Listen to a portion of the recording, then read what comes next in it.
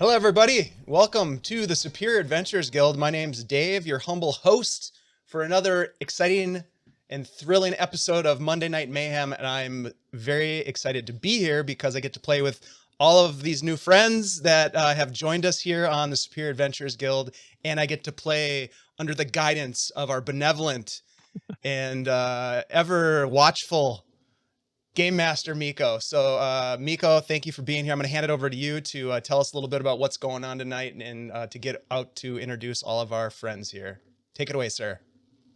Hello, everyone. Welcome to Monday Night Mayhem, where we do our best to scour through the multiverse of Dungeons and Dragons and TTRPGs to bring new faces to streaming for everyone's delight.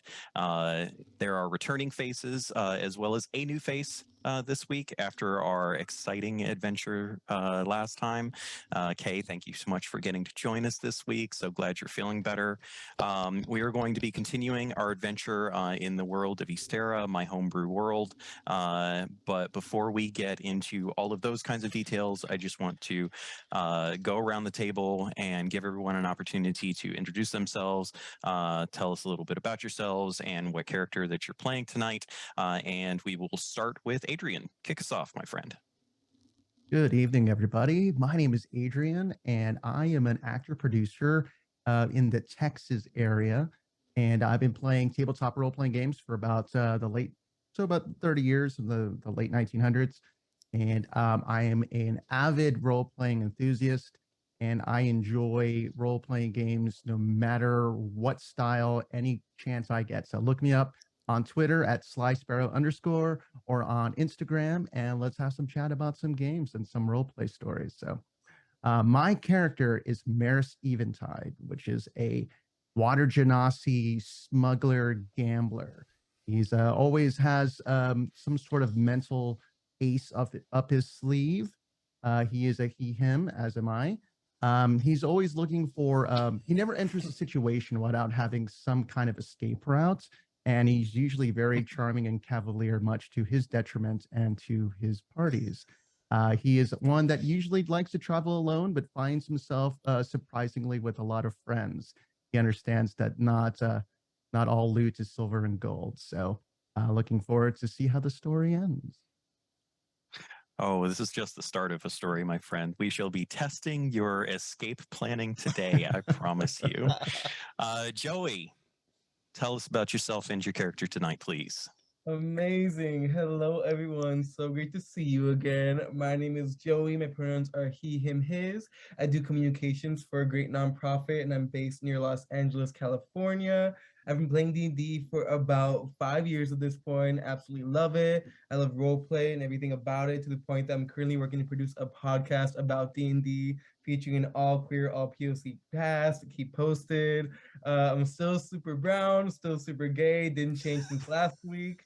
And yeah, I'm really excited to be here. If y'all want to connect with me more, please feel free to on Instagram. My user is JoeyMedina99, Joey Medina 99. I am playing Oceana Aguan, pronoun she, they, the most badass person you're ever gonna meet. Basically a goddess, almost literally, we're almost there. But yeah, as opposed to Maris, she does see the value in gold and silver and often only fights for that. But also does a lot of good work for her community. She kind of fosters a small countryside village. She provides them guidance and little things when they need it. She really does give back to her people, and that you have to love that. And yeah, I'm really excited to see what I can do with her. Lovely, lovely. Love every bit of it. Aaron, tell us about yourself and Dev, please. Hi, my name is Aaron. I've been a avid pen and paper RPGist for about 10 to 15 years now. I've played multiple different systems and always love having a chance to break out my creative wings and have some fun with a lot of good friends.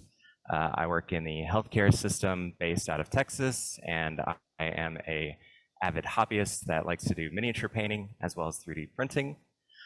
Tonight, I am playing Depresser for the second time. He is a halfling artificer.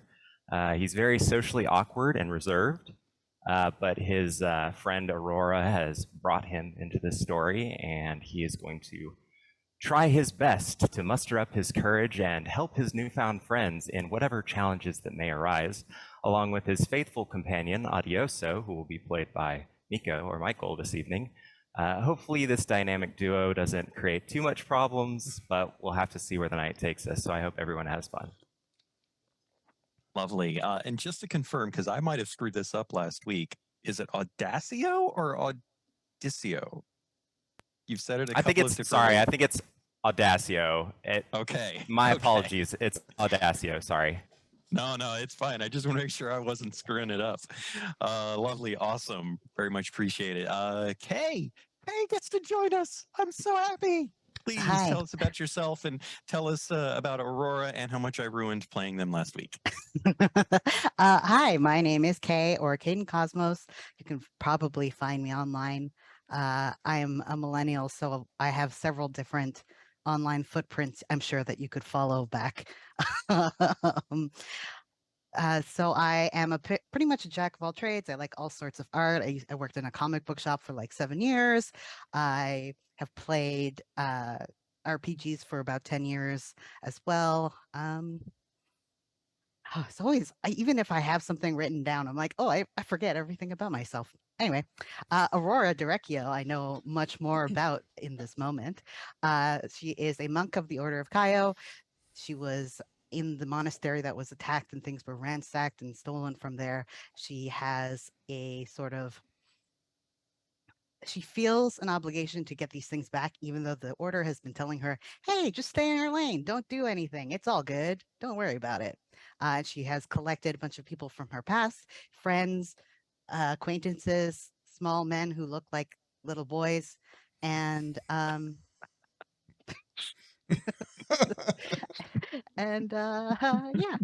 I'm just excited to be here.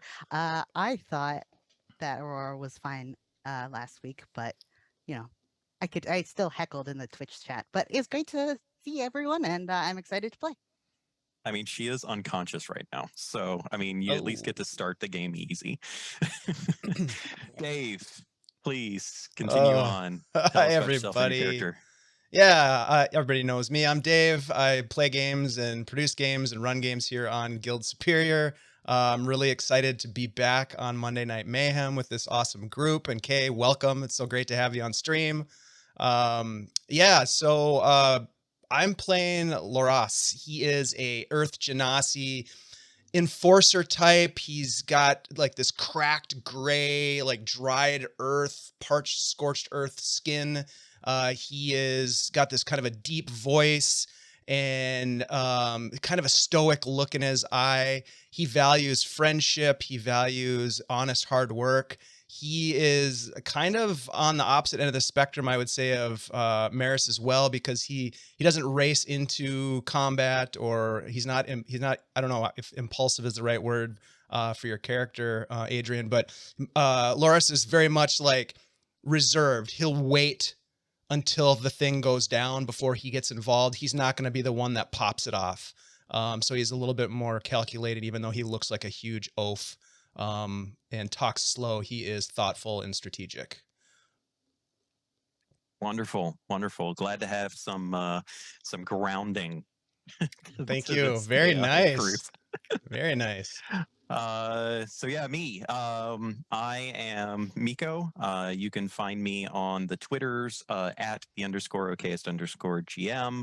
I've been doing this, playing games, running games, TTRPGs of all stripes, flavors, editions, and kinds for much longer than I care to admit. Let's just say I have gray hair for a reason. I am now very much happy to be part of the team here at Guild Superior. Monday Night Mayhem is going to be my baby going forward, producing all of the lovely content that we get to do here, and I am very proud of getting to be a part of this team and looking forward to it. So Yeah, I think that should be it. Dave, did I miss anything? Do I need to? Am I supposed to plug anything else? Yeah, the only thing I would say is we should probably plug a bunch of the other stuff that you're helping us produce and the rest of our production team. We've got on Sunday nights, we've got an awesome Blade Runner game that's going on that's being run by Bleak Season. Please check that out this coming Sunday. We've got this game tonight, and then next week we'll be jumping into a 3-shot of Oops All Kobolds. That's going to be run by Minnesota Muse. Tuesday night, we have our Heroes of Greyhawk, which is our new Greyhawk campaign that's starting up. And then we've got on Fridays our Shadesong Saga run by Christian Bleak Season, which Miko's been helping us produce and get out there for people to enjoy. What an awesome lineup. Big shout out to our crew and all the people that are hanging out with us. We do have a Discord where we talk about games, play games, and connect people with opportunities to play. So if you want to get involved, come by our Discord, hang out with us. We do casting calls for games and specifically the Monday Night Mayhem game, but there are a lot of opportunities. So we hope you'll come and check us out. I think that's it. Virtual Greyhawk Con this weekend. Virtual Greyhawk Con. I gotta plug that on Sunday. I'll be running a game for Virtual Greyhawk Con on this channel. It is called The Dead of the Howling Hills. It's a classic 2-page adventure that I've twisted into a total cluster. You know what? We'll see what happens there, but stop by for a total debacle. Okay, that's it. It's going to be a fun game. Hopefully a Trask shows up. Last little bit, should actually also mention all of our audio tonight is coming from tabletopaudio.com. We'll get a link out in the chat there in a minute, I think. And it's great stuff. If you need ambiance for your games, whether at home, on stream, whatever, check them out. Support them on Patreon. They're great. Absolutely love them. We're going to get some art on screen here soon that you guys are going to get to see. That was all made by me. If you ever want to talk art, whatever, hit me up in the Discords or the Twitters. I have recently added AI art to my tool set and I'm loving it. Please feel free to hit me up if you want to chat about any of that. Yeah, so let's are you guys ready to dive into this? You don't think you look ready? No? No, you're going in anyway. All right, let's do it anyway. All right, so let's recap here. We return to the world of Ysterra. It is a world built on magic, but with the self-imposed exile of the deific powered beings known as the Ascendant, and the subsequent diminishing of religion in the wake of that exile, there has been a surging of population and kind of an artistic, cultural, political, economic rebirth of the world, basically. There's been, over the past several hundred years, there has been less wars. There has been just a significant increase in the betterment and economic status, as well as educational opportunities for the masses, that has all kind of led the civilized portions of the world to the brink of an industrial revolution. And with the blending of magic and science, no one really knows what the next era of Ysterra's world will look like. But in this adventure, we find ourselves in a country still clinging to some of that ancient culture, with thousands of years of history. That history has come with a bit of isolationism, but also a kind of self-sufficient prosperity and a wealth of communal opportunity.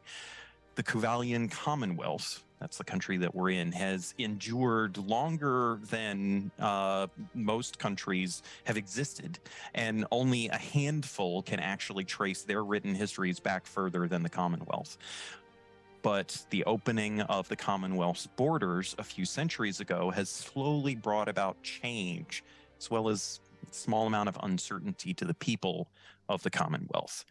Our adventurers here friends from childhood have come together around Aurora, an aspiring monk within the Order of Kaio, that is the Commonwealth's cultural guardians.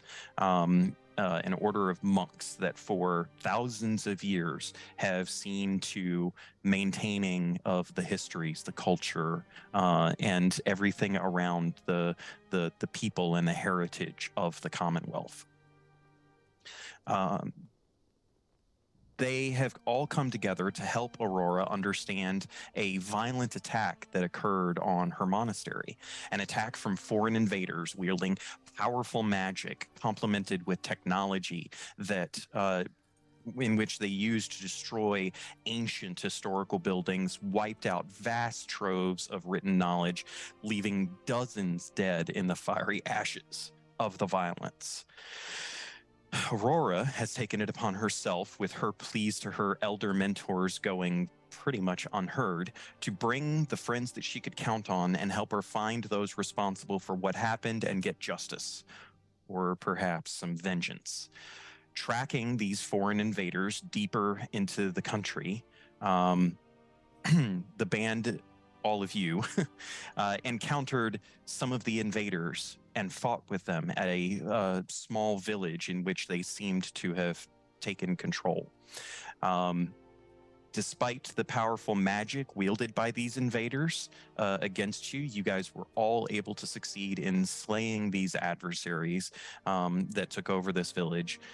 Though, as the death blows were being dealt to these invaders, as it were, Aurora's recklessness in her fervor to fight fell to the ground unconscious. So we pick back up with everyone standing in this small village that they had only entered mere minutes before this fight had ensued. What would you all like to do? We actually start with Maris, Adrian, your character, the fresh black ichor of the fatal blow dealt to the elven mage, dripping down his sword hand, a slight acidic sting on his skin wherever that black ichor touches. What does Maris do after getting this killing blow? Maris will look down to his hands for a moment, and we'll just stare at his hands and start wiping the blood away, completely transfixed with this black sludge, this black ichor that's on his hands, until he realizes that his dear friend is wounded and runs towards Aurora, gets down on a knee and just checking for vital signs. And don't know if I need to roll a medicine. I don't know if she's alive or dead. I'm just running over to see if they're Sure. okay. Go ahead and give me a medicine check. Oops, rolled it twice by accident, but it's 17. 17. I will say that since that roll was so good, I will say that not only do you know that Aurora is still breathing, although shallowly, I will say that you're able to quickly see some of the wounds that are most severe and tear off a strip of her monkly robes and use it to bind up the wound that is most severely bleeding. To help to stabilize them, basically, so that they do not have to make death saves. Is Aurora still unconscious? Yes, Aurora is still unconscious. Well, I am just trying to make sure that they're as comfortable as possible and just making sure that they're fine. Completely ignoring the fact of that mystery we'll solve later, but right now, Aurora is kind of like the key to all of this. So just making sure that Aurora's all right. All right, Joey, what is Oceana doing at this point? Oh, by the way, as this is happening, Audacio, basically, you guys hear this scream and a pop, a very short-lived scream, as Audacio has used both of his hands to the one crossbowman that still remained as well. Hell yeah. First, I just want to say I love the subversion of the trope, because usually when it's like, oh, this person's bleeding on the ground, I'm gonna rip off my shirt and give it to them and wrap it around them. But the Maris ripped off a piece of Aurora's cloak. It's not gonna ruin his outfit. Yeah. So these are expensive. No. Yeah. I think I mean, I was taking it from the angle that he was smart enough to know that he has disgusting black ichor all over him from That too. that, and he didn't want to potentially poison Aurora. But sure, I mean, yeah, he probably wouldn't tear his own clothes.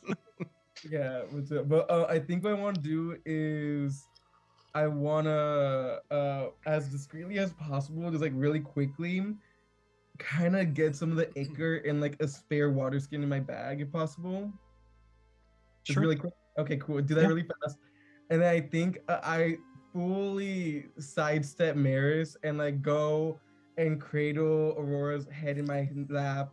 And like it looks very sweet for a second. Then I'm gonna like kind of like smack them on their face, like, hey, get up. And I'm gonna cast Healing Word. Just Okay.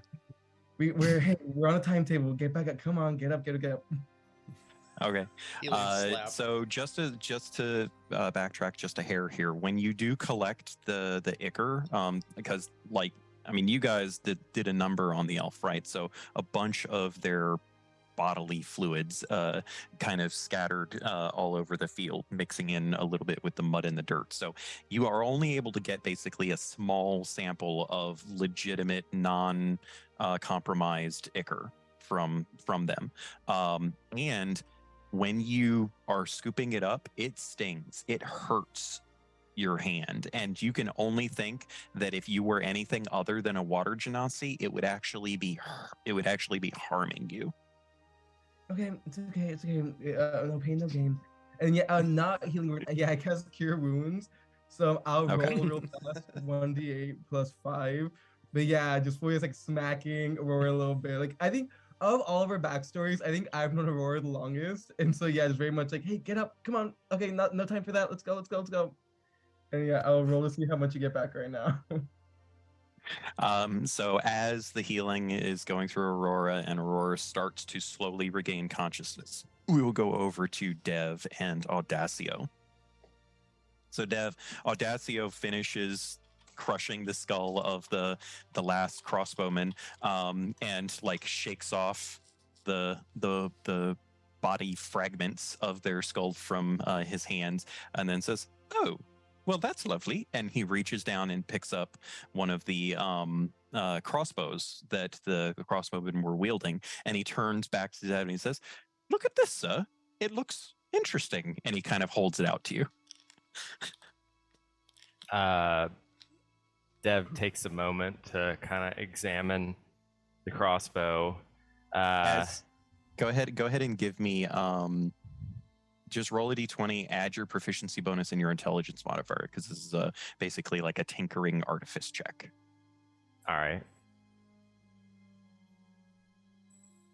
Ugh. That's a solid 7. That's okay. You do get some basic information, but you don't really know how it works. So you are easily able to recognize that the crossbow itself has a lot of similarities to your special crossbow that you made and have. The one that you can kind of set up on like a tripod thing, in that it has a canister that has 5 crossbow bolts in it and seems to auto load itself. You're not sure how it works just from your first observations.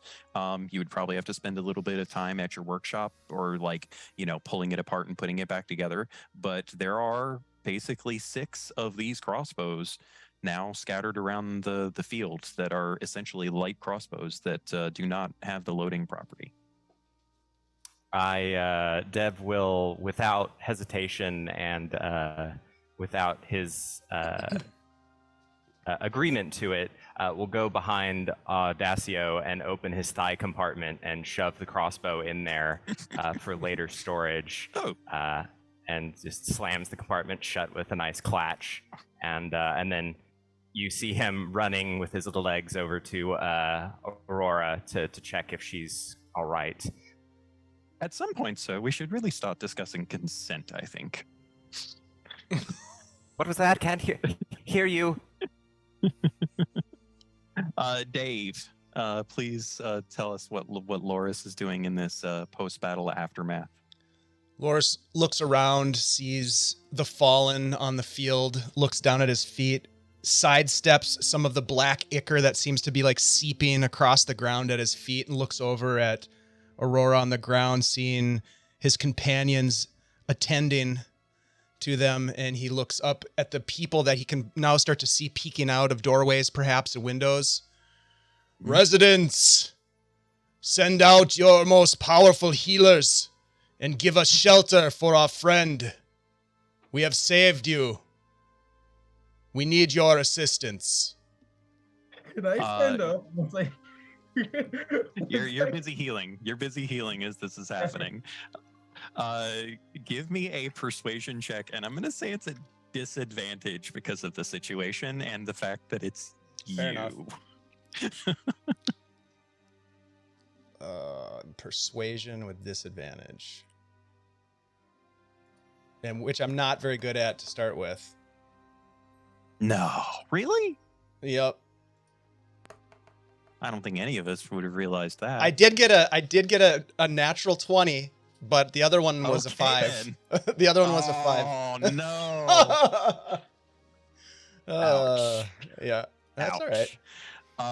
Yeah, so I would say that Loris does make eye contact with a few people, like peeking out of windows and stuff. And as he bellows this loudly across the scene of this small village, like immediately windows, like curtains, just close and people disappear from from sight as he has scared even further a number of people.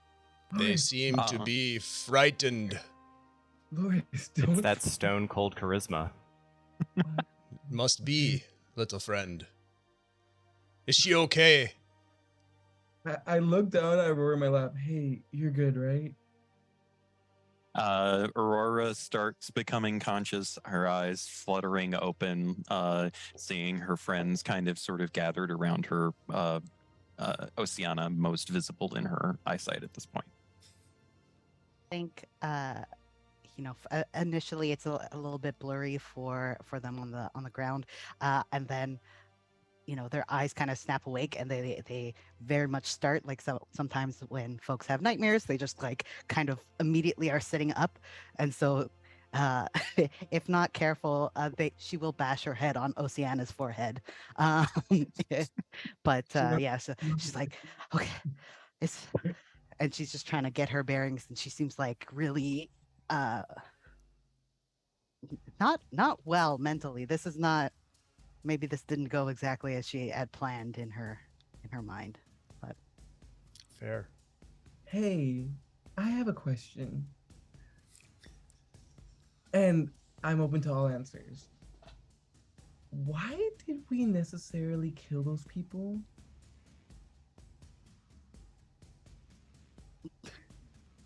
who are you asking? I'm asking everyone. I'm looking at everyone. I'm like, hey, like I'm down for whatever reason there is. Just one more time. Why did we do that?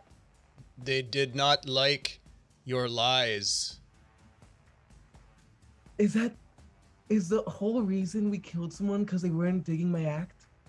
Well, to be fair, they were assholes. Okay, again, I'm okay with whatever reason we do. I just need to know, like, do we should we have kept one alive to talk to? Like, I can cast Healing Word right now and try to get one of these people back up. I just woke up. This is a lot. You killed everyone? Okay, hold on. Should we proclaim self-defense? I think. Hey, can I roll to see if any of these people are like, is anyone not dead enough that I can cast Healing Word on and try to get back up a little bit? Everyone at this point is fairly dead, but if you want to give me a medicine check, we'll see what you learn. Basically, yeah, who is making death saving throws so I can tie them up and bring them back up? They're just over there rolling d20s. Fuck! Fuck! I mean, to be fair, they started it. I mean, No, I'm again. sure Did the they? one Adiaso did in is not alive. Okay, I got 16. His head is Okay. gone. So, just from a purely mechanical standpoint, the only one that you would have had a hope of "quote unquote" being able to revive would have been the elf, if it was not for other circumstances. Because generally speaking, minions, they're unless you go out of your way to make sure that you're not killing them, they're dead on the final blow, right? But I will say that Oceana, especially with proximity, because the elf was nearest to her and Aurora when this was, when she's doing this, I will say that Oceana is able to notice as they're thinking, oh, maybe that one, maybe I can try to catch him before he perishes. She sees the elf desiccating before her. Like, not only is he dead, he looks like he's been dead for years. Can I roll an Arcana to try to find out what's going on here? Sure. Okay. Give me an Arcana check. I'm pretty sure this is magic. Are you proficient in Arcana? No, I guess I got +3. Okay, sure. Miko, I think Is while this anyone is proficient in Arcana? On 8. I was just gonna Yeah, say, I Dave? think while this is happening, Loras would go over and like knock on one of the doors. Damn it. Stop interacting with people. Residents, send out your healer, and he's gonna be looking in the window. Bring me your chairs. Can What is Dev's bonus to Arcana? +4.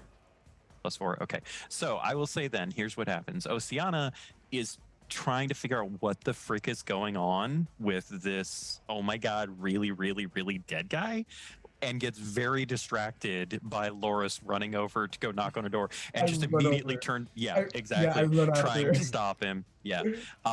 Dev, in his kind of weird, out there sort of way, kind of spots what Oceana was trying to ascertain about the elf, and notices the weird desiccation. And he realizes that this elf is what he refers to as, which isn't necessarily the technical term that all magical historians use, but he refers to them as the Sorrowborn. That is individuals that are alive but were once dead, and something returned them to a sort of living state, at least temporarily. So It undead, is- but not undead? Yeah, exactly. Undead in the world of Ysterra are a very scary, scary, scary prospect, right? And they are very much like they're the stuff of nightmares and stories, and very few people in the world have ever even seen an actual undead, right? But there are beings like this kind of reborn being that has occasionally popped up in the world, for myriads of reasons, not all awful, although this one appears to probably have been for awful reasons. And so he refers to them as the Sorrowborn based on his studies of them. So on a scale from like kobold to, oh my god, it's a Durgan, how scary would this be? Well, it's hard to say for Dev because Dev is weird, right? I think Dev probably sees this as, because he's never seen a Sorrowborn before in his life, so for him this is probably fascinating. But for So he's everyone collecting else, samples is what I'm hearing. yes, for everyone else, if you were to learn of this individual, like you might have stories in your mind or have heard like fairy tales or ghost stories or whatever, this might be a really, really, really scary prospect. But for Dev, he's probably more fascinated than anything else at this point. Getting a toe. Oh my god. You don't have to cut it. It literally just, like, as soon as you take their boot off, you can literally just snap their big toe right off. Jesus. I'll get you a toe. Do well. As Maris watches that happen, Maris literally like goes right towards the elf and just starts doing what normal thieves do and like check his pockets. You're taking his toe, like look for, like, okay, that's weird. And right, just, like looking there- for clues. There might be more items in his belongings. You don't say. So I'm gonna look for like clues regarding any kind of things that might have been stolen from a monastery, perhaps on the elves' person. Any kind of Gotcha. insignias, weapons, scrolls, orders, anything out of anything weirder than this weird body and the black blood. Go ahead and give me an investigation check, please. And remember, you can't always choose to use your passive unless I tell you otherwise. Oh, I'll use passive then. Okay. CK, look how easy that is for someone to actually use their passive. I like to roll, and it always goes badly, but it's so much more fun. It's called role play. Yeah, Miko. What is Maris's passive investigation? Let's see. Passive. Oh, well, I mean, investigation's intelligence, and that's so he gets no bonus. So do you want to roll? Yeah, I'll roll. Why not? Okay. That's the spirit. If he Sometimes finds you should check your number All I first. find is ichor. Like, oh. if he finds anything, Dev will make the awkward synopsis or the awkward statement that was perhaps what he was buried with, because I don't know if Dev might have immediately told everyone that he is undead. Okay. So, yeah, I will say that you find this like strange little memento of what appears to be a broken like doll's head. Like half of its face is like chunked off. It's made of wood, and so like it looks very old. Yeah, you find that in one of his pockets, along with actually a pouch with several hundred gold pieces in it of a minting that Maris has never seen. It is certainly not Kuvalian coin. And that's when Dev, seeing the little broken doll's head, makes that very strange and idle comment.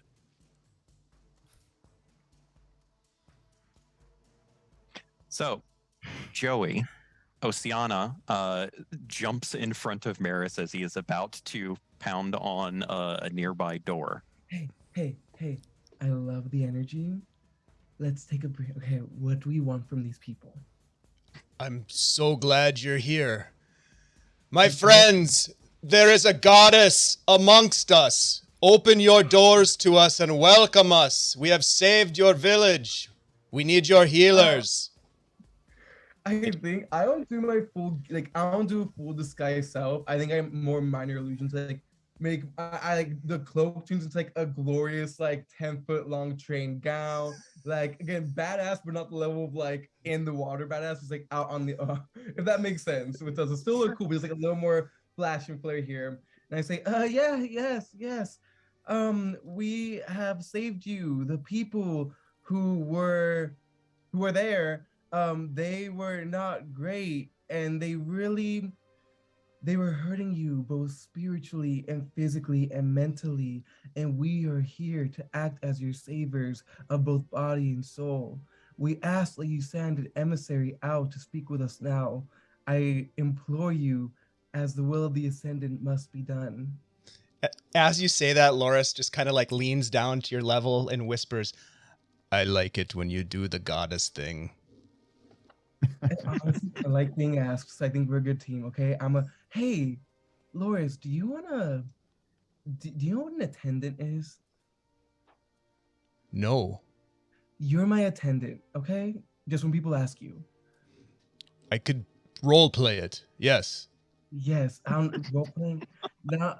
Role playing's not really my thing, but I like acting's fun sometimes. And yeah, I knock on the door as like, and when I knock, I'm minor illusion, so the sound of it echoes throughout the household. Okay. While this is transpiring, what is Aurora doing throughout all of this chaos? I mean, everyone was very, like, they were all attending to her one moment, and then the next moment, everyone was gone. And they just like, oh yeah, we killed people. Why did we kill everyone? Now everyone's away from her. So she's gonna get up, and like pacing and like try to figure out, recreate the scene of the fight in her mind and like try to find out like how it ended. And I don't remember from last week what were they dressed in Order of Kaio robes as well, or what were these folks Mhm. wearing? No, they were very much wearing. They are very much wearing garb not of Kuvalian styling, and very much in the form of like dark leathers, heavy cloaks, that sort of thing. Like intending, in hindsight, it probably, or now that you have a moment to kind of think about it, they're probably just trying to look more menacing to normal people. Mm. That's the way they're presenting themselves anyway. Not get ask questions. Yeah, I'll probably also start kind of looking around more of the area, and is it Dev? Do you have you still have that weird compass thing, right? Will it work in such close proximity? I can certainly check, and I go over to Audacio and see if the compass-like mechanism is still operational. Yeah, so you have Audacio kneel down and he holds his arm out to you, and you just kind of direct his arm around, and you can see that it's pretty much pointing at a home structure that is connected to the blacksmith, which is actually where these individuals came out from when they approached you as you entered the town. So it is in fact still working. It would appear so, though perhaps we shouldn't go in there with arms this time unless we're looking for a fight. I don't know if I could take another fight right now. Injuries are starting to add up. Okay. So as you guys are kind of thinking about that, and this is when the commotion from Oceana proclaiming herself to be the savior of the town kind of occurs, and the the noise and cacophony of that circumstance arises. There is more people kind of emerging from the edges of the village to kind of see what's going on. It's been a few moments and things are a little bit calmer. Combat has obviously ended, and so people are starting to get curious. I will say though that the house that Oceana did the loud knocking from, those people have now fled out the back of their house, fleeing because that was where those were the people that Loris had inadvertently intimidated, and then all of a sudden a magical cacophony of knocking just, screams through their house, and someone is proclaiming themselves a goddess at their doorstep. So they're getting the frick out of here. Do I see them running? No, this is just for the camera panning out. They're sneaking out the back. Yeah, a family of individuals, like a father, a wife, and their young son, just like hauling butt, getting away as They've fast got their as they bug out can. bags and all of their Yeah, belongings they can exactly. take with them. Who do we see of the town who's here? Who is coming so up? as the people are starting to emerge, particularly Oceana gets the feeling and understanding that this is a very small, quaint village, right? These are quote unquote her people, at least the people that she has been conning for the past many years. Yeah. And as the crowd is starting to kind of blossom itself, and you're starting to see, a few people here, a few people over there, merging into a few dozen people and whatnot, a door opens in one of the houses kind of further down, and emerging from that house, you all see an Earth Genasi woman, tall, somewhat imposing, or at least you would interpret her to be imposing if she were not walking on a crutch at this point, like needing the assistance of a crutch in order to walk, with her leg appearing to be heavily splinted and tied up, potentially something having gone very poorly for her. And as she emerges from this house, a few other people see her and they come rushing over to her and they kind of help her, which she kind of waves them off a little bit so that she can make her way down of her own strength, which you can easily tell is extremely difficult for her to do. She's she's not an elder by any stretch of the imagination, but she's, probably in her, mid 40s or so, and she looks like she's had a rough time of things of late. As she's making her way towards you, I would say that any of you that have a passive insight above 12 are able to fairly recognize that with the deference that a lot of people are paying to her, that she is some kind of a leader within the community. And she starts making her way forward. You notice, however, though, that she is not going directly towards you all. She is watching all of you extremely carefully, and she has an expression on her face of very serious concern as she is walking towards the house that the compass was pointing to. I should say limping, hobbling her way towards that house. I have an idea. I look over at Aurora and say, hey, what story do you want these people to think happened? Oh, I guess they didn't think that far ahead. I can make one up. I just don't want you to get mad at me later. Well, I think if I'm understanding what that woman is, she's not happy that those people were here. I think we might be fine.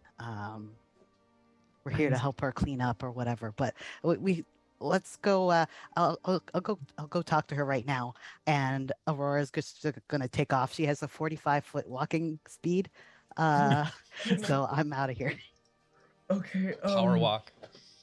As Aurora does, I guess I just go over to the townspeople and just. Okay. While Aurora's doing that, I want to try something. Sure.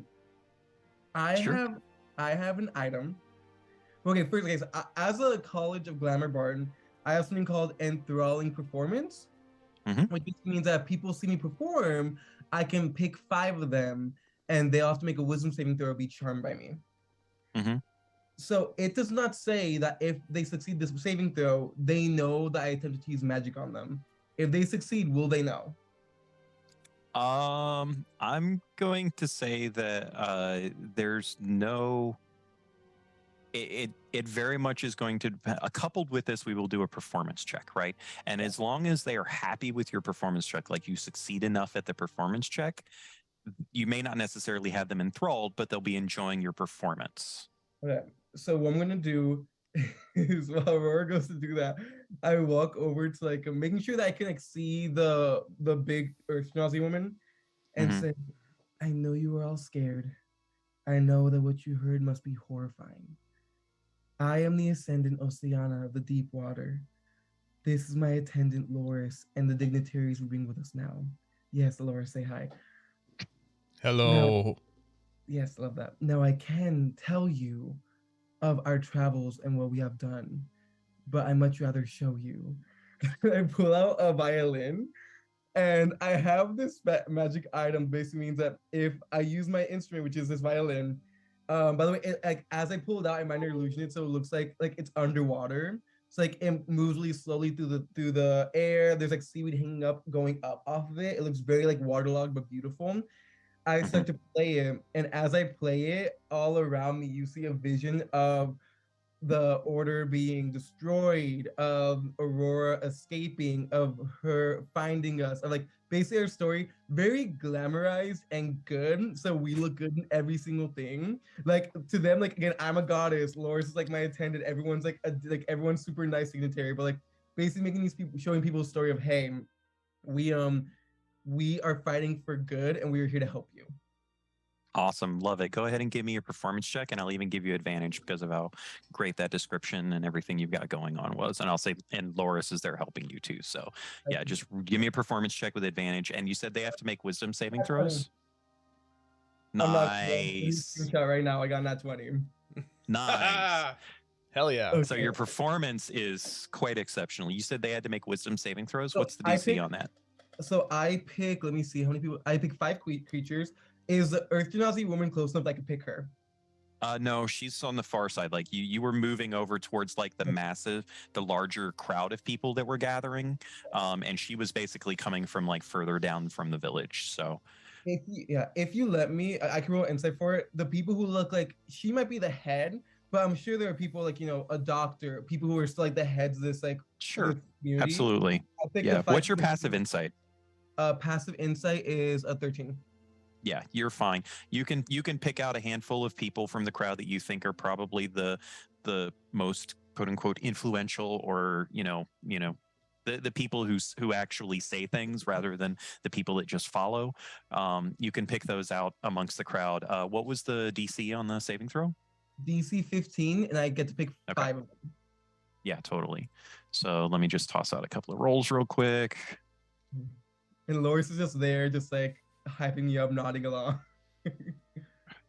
Yeah, so only one of them you think probably is not enthralled by by your magic, but the performance, absolutely everybody, including that person, are captivated by your performance. There's a lot of like hushed whispers, and as you're like rolling through the story, this takes you several minutes, by the way, to kind of weave this magical story and get these couple of dozen people kind of in your, not only your thrall, but also enamored by this story that you're telling. So you and Loris are out there doing that. Is Loris doing anything in particular to kind of help this circumstance? Oh, absolutely he is. He's definitely tapping his foot in rhythm. And I will say, as this is all happening and everyone starts to love it, you all see, like, for the first time in your entire trip, the most like genuine smile you've seen Oceana have this whole trip like cross her face. Yeah, she was being worshipped. Of course she's smiling. So let's cut back over as all of the beautiful, enthralling storytelling is taking place for the significant majority of the villagers here. We will cut back over to Aurora making her way over to this Earth Genasi woman. As Aurora starts to approach, the Earth Genasi clocks her approach immediately and stops. And you see that she takes kind of not necessarily a defensive combat stance, but like you can see her tensing up a little bit as she's eyeing you as you're walking over. She's wary of everyone at this point. And like you can easily see that she's looking you over, like she sees your Order of Kaio robes, but there's just an inherent, I don't know, skepticism about her demeanor at this point. Is anyone going with Aurora as they see Maris or Dev, or either of you going with Aurora as you see her heading over to this Earth Genasi woman? Eris will walk side by side with Aurora, and as Aurora is walking towards the Earth Genasi, very like low, in a very kind of calming tone, just be like, "Are you okay?" I don't know. I don't know. It's not too late to go home. Maris looks around like, I've dealt with rabble like this. We can continue, but I just want to make sure before we continue that you're okay with this. You know what just happened right now when you awoke will happen again. And the road that we are leading down to is one we could never come back from. I just want to make sure you're okay with that. Flash your smile. I assume they're walking at a briskish pace, but I think even with a low kind of insight or perception, if you have a lower one, I don't assume that you would, but like there's a tension that's just flowing out from Aurora. I think she's like, I thought the order was my home. I need this will make me feel safe. I hope. Well, if we continue this path, just know that I will be right where I am right now by your side. So let's continue. She'll reach out and you grab your arm or your sleeve or something, and it will hold on very tight for a couple moments before approaching or getting closer to the Earth Genasi woman. So, as the two of you approach Aurora, just like a step ahead of Maris, the Urchinusy woman stands there and is looking at you. She is kind of looking down at you. She's very tall, right? So even in her hunched state, she still looks down on you just a hair, height wise, not demeanor wise, and she just kind of nods for a moment, giving like a very not formal bow, but a bow of greeting nonetheless. And she kind of clears her throat and she says, "Good evening, dear monk. I assume that you came here to deal with those that were holding us. But how did you know to come?" Uh, have have you heard of the attack on the monastery recently? She kind of looks over at some of the others. There's like a handful of people that are still kind of gathered around with her. And you get the general sense that these people have been scared for a few days now at this point, like very scared for everything. And they're kind of, everyone has this just like kind of twitchiness about them. And she says, and she kind of casually gestures towards the site of the battle. They were boasting of some things we didn't know for sure. We're following their trail, knowing that they had fled this way, and I suppose it's very. At least I hadn't heard from the Order of Kaio that you folks needed help, but I'm glad we could help. Well, regardless of that, and you see that as you've been like speaking and whatnot, like she's been kind of like sizing you up. You get the sense that she is a leader of the people, and she is that because of like her ability to read people and kind of assess situations and make decisions more than anything. And she, in sizing you up, just kind of nods and says, "Well, we thank you. If you wouldn't mind," and she just kind of gestures towards the house over there. She says, "There is someone in there that I very much like to go and be reunited with, if you don't mind." You understand that as a monk of the Order of Kaio, you technically, even if she is like a mayor or, elder of her village or whatnot, you technically outrank her in the authority of the society. So you get the sense that she is kind of being deferential to you in asking this question. I want to try to get across in the next bit, just that I don't want to pull rank, but I am getting inside that building with her, if not by myself. So what do you say in response in trying to do that? Were all those folks the only ones that were bothering you? Is the person in that house still there? We can help. I know you and I are both not looking too great, but I have some other friends as well. She kind of glances over your shoulder at Maris, and she says, "I have to hope that they are still there, yes. I don't know how many of them," and she scowls as she looks at the dead bodies, "remain, but I do know that yesterday a number of them departed and headed east." East. Nothing. Yes, east. There is nothing east but the mountains. There's no way through them.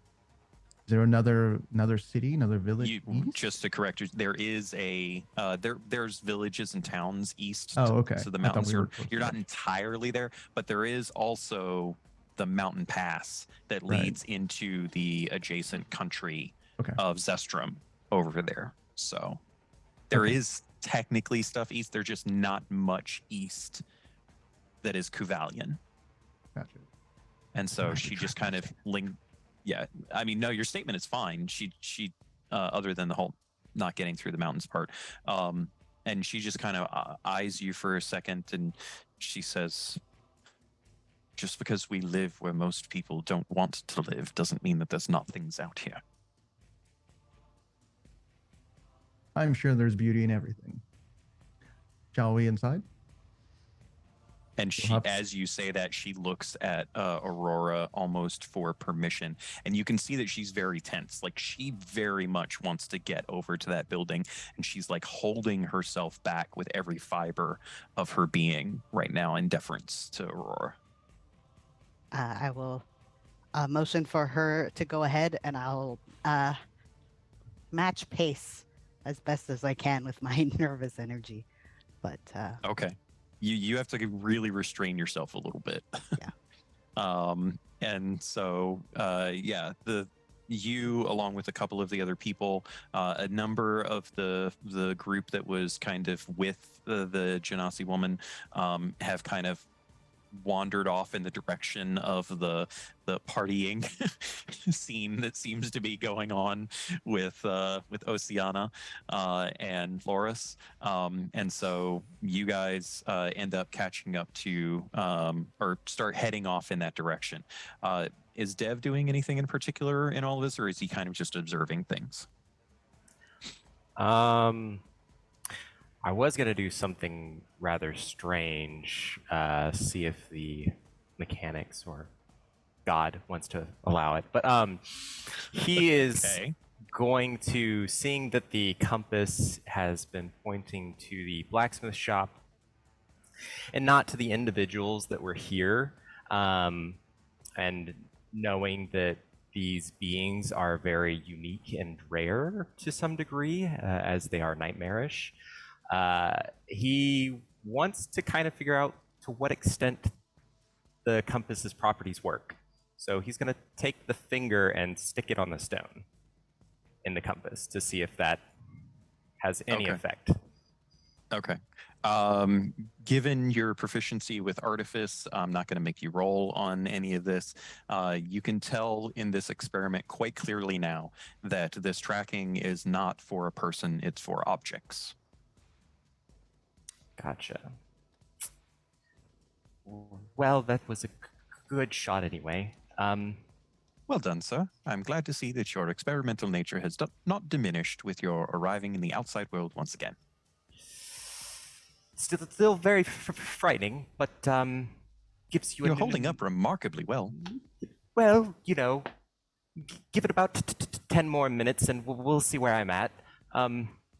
Perhaps I need a new perspective on things. And he kicks a little button on the shin plate of Audacio, and steps unfold, and he climbs up to his shoulders to get a higher vantage on the whole scene that's unfolding.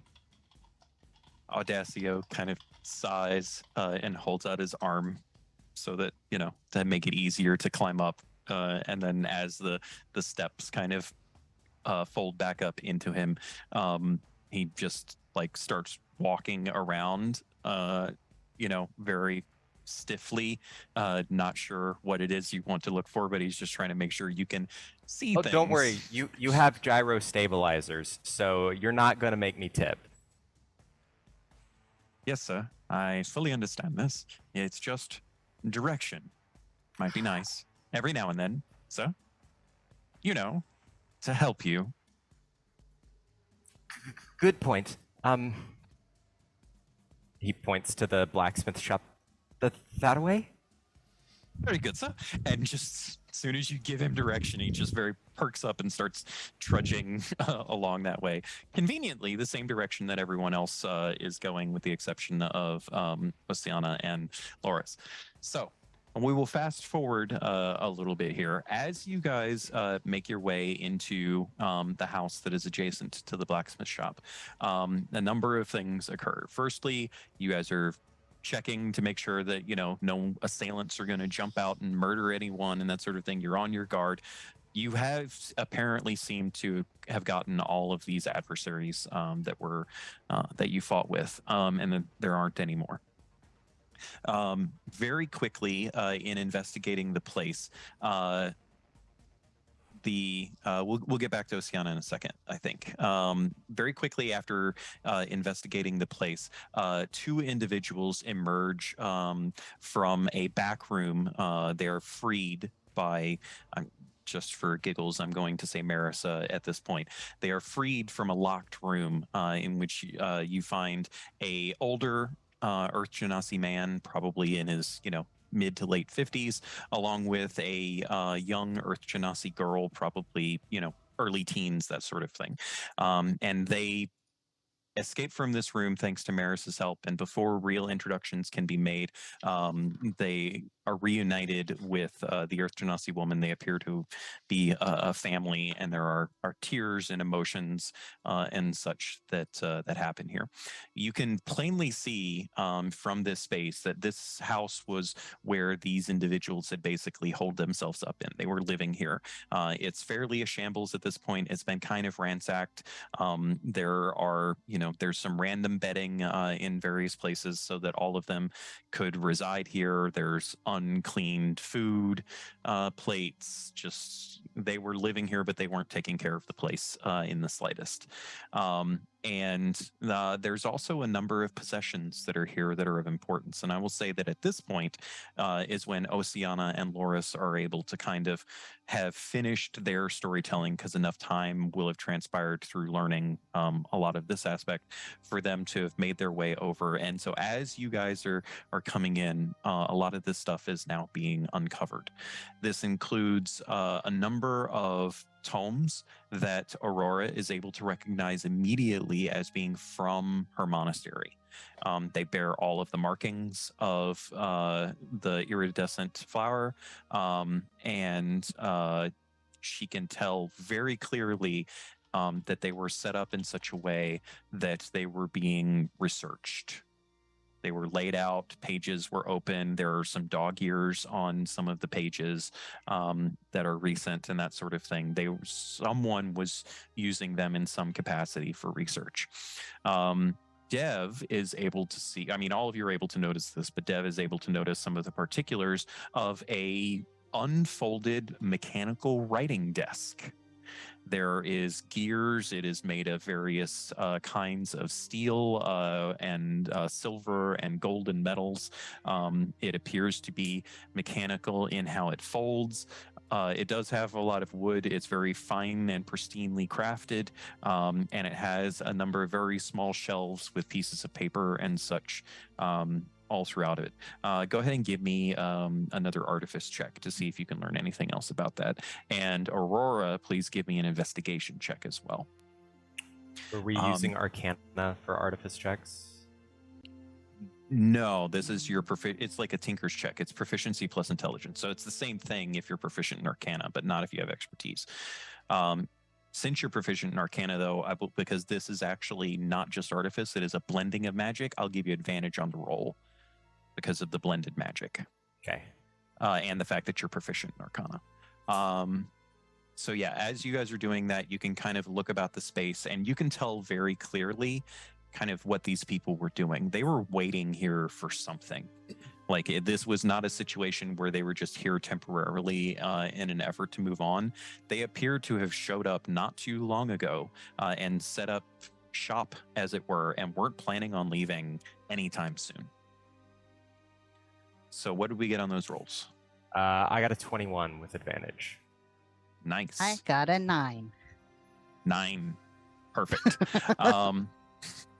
So with the 21, I will say that you're able to also learn also notice several other things. The chief being that there's several compartments with paper and a number of them have writing upon them, but the writing is gibberish. It's not in language. It's just really weird, like hash marks.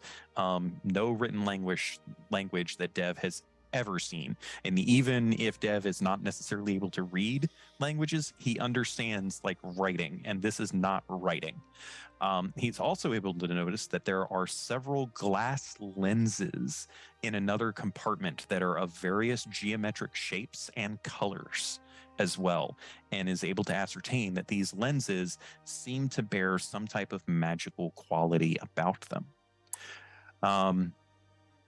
In the investigation of the books, and I will say that this is kind of a combination of several of you noticing Aurora's kind of frustration with them, to the point that even though you all don't necessarily know what specifically they are, as she just like takes a book and with a huff chucks it to the side to move on to the next book, each of you is able to like grab a book and kind of pick out some of the details. And over the course of, say, about an hour or so, you guys are able to ascertain that these appear to be books of ancestral history.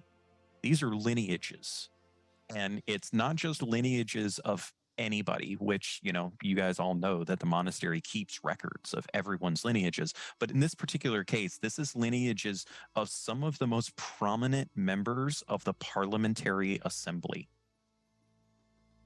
And several of the pages have recently had their corners folded over that are very much associated to the line of Fortispire, which is the ancestral surname of the Alduin, the Prime Minister of Kuvalia.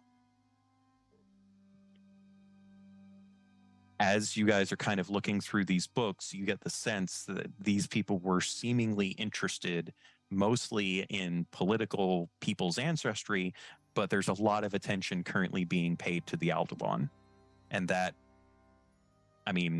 you guys can certainly judge for yourselves how your characters would react to that, but anyone of Kuvalian descendancy looking at this would view this as shocking, to say the least. Along with all of that, you're able to pick out that the papers that are gibberish appear to be part of some kind of magical system of encrypting and decrypting text written upon the papers. And Dev is able to ascertain that this desk is not only mechanical, but it is also magical, in that if you take certain pieces of paper from certain locations and write upon it, it sends those writings elsewhere. He doesn't know where, but he's fairly certain it's probably to other similar desks that are set up to receive such papers. There's also several papers that are currently, that have this writing on them that he's able to decipher. One of them appears to be a confirmation of whatever orders that these individuals were following when they attacked the monastery. It's basically, it's magically ciphered, so it's very hard for anyone to just casually look at it and know. But in removing the cipher, Dev basically now has proof that these individuals were responsible for the attack on the monastery. Oh, and actually that triggers a memory for me to kind of answer your question, or Oceana's question earlier. Remember, one of those individuals actually recognized Aurora from the attack. And that was what triggered the fighting to also occur. So I had forgotten that detail until just now.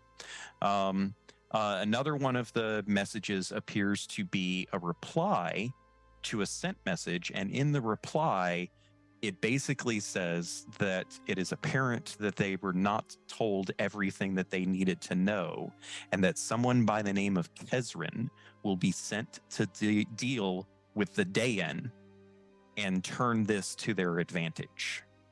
And you guys know that the Dayen is the leader of the Order of Kaio. And then Loris is able to pick up that each paper also has a symbol carved into the bottom corner of each one. 5 perfect circles overlapping each other with warped diamond shapes and triangles woven into the empty spaces between the lines of the circles. He recognizes this as a symbol that he has picked up on as the organization that his boss was recently talking to him about. not 1 week ago. I've seen this before, Aurora. This What is it?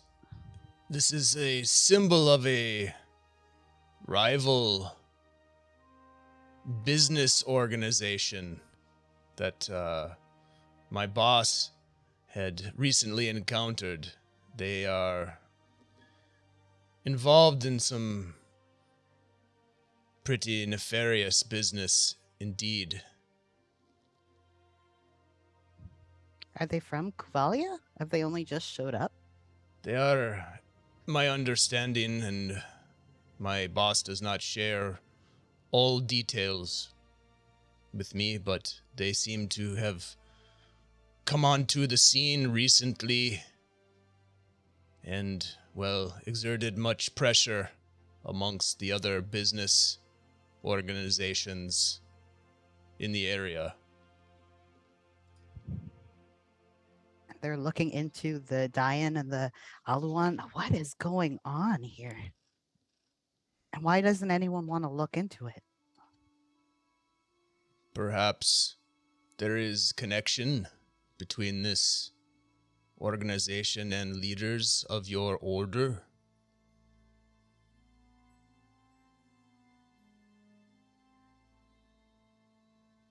Can I make a roll? For what?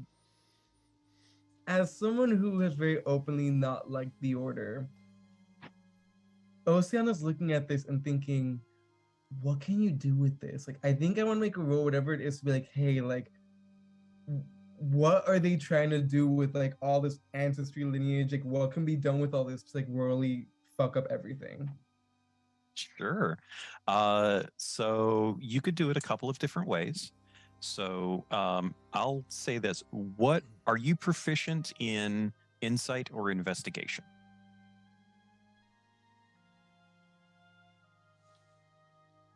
I'm proficient in investigation. Okay.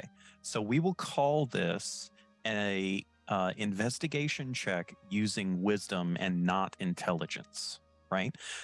Because this is more about trying to get a feel for what all of these details mean and what could be done with it rather than, you know, point A to point B sort of thing. So give me roll a wisdom check and add your proficiency bonus to it. Okay. And also, if anybody else is kind of in this same line, you can certainly offer assistance if you can justify it to me. I mean, I have. I think that was a good roll. So. No. I haven't rolled it yet. I would love for someone to give me. Yeah. I have proficiency in insight. It's a +5, and if it has something to do with the Order of Kaio, I at least know some of the ins and outs and the workings and government subsidies. I guess I don't know all that jazz. No, I'm fine with that. Sure, go ahead and roll that with the assistance of Aurora then. So roll it with advantage. Highest was 11. Okay. So with an 11, you're not coming away from this empty-handed, right? You guys are proficient with things. You're smart about things. You just may not necessarily be getting all of the potential details. With the 11, I will say that Oceana doesn't necessarily understand how this could be used as blackmail, but it is very obvious that this is intended to be used as blackmail. She's not entirely sure if it's to blackmail the Dayan or to blackmail the Aldewan, but the Aldewan is technically the more important person.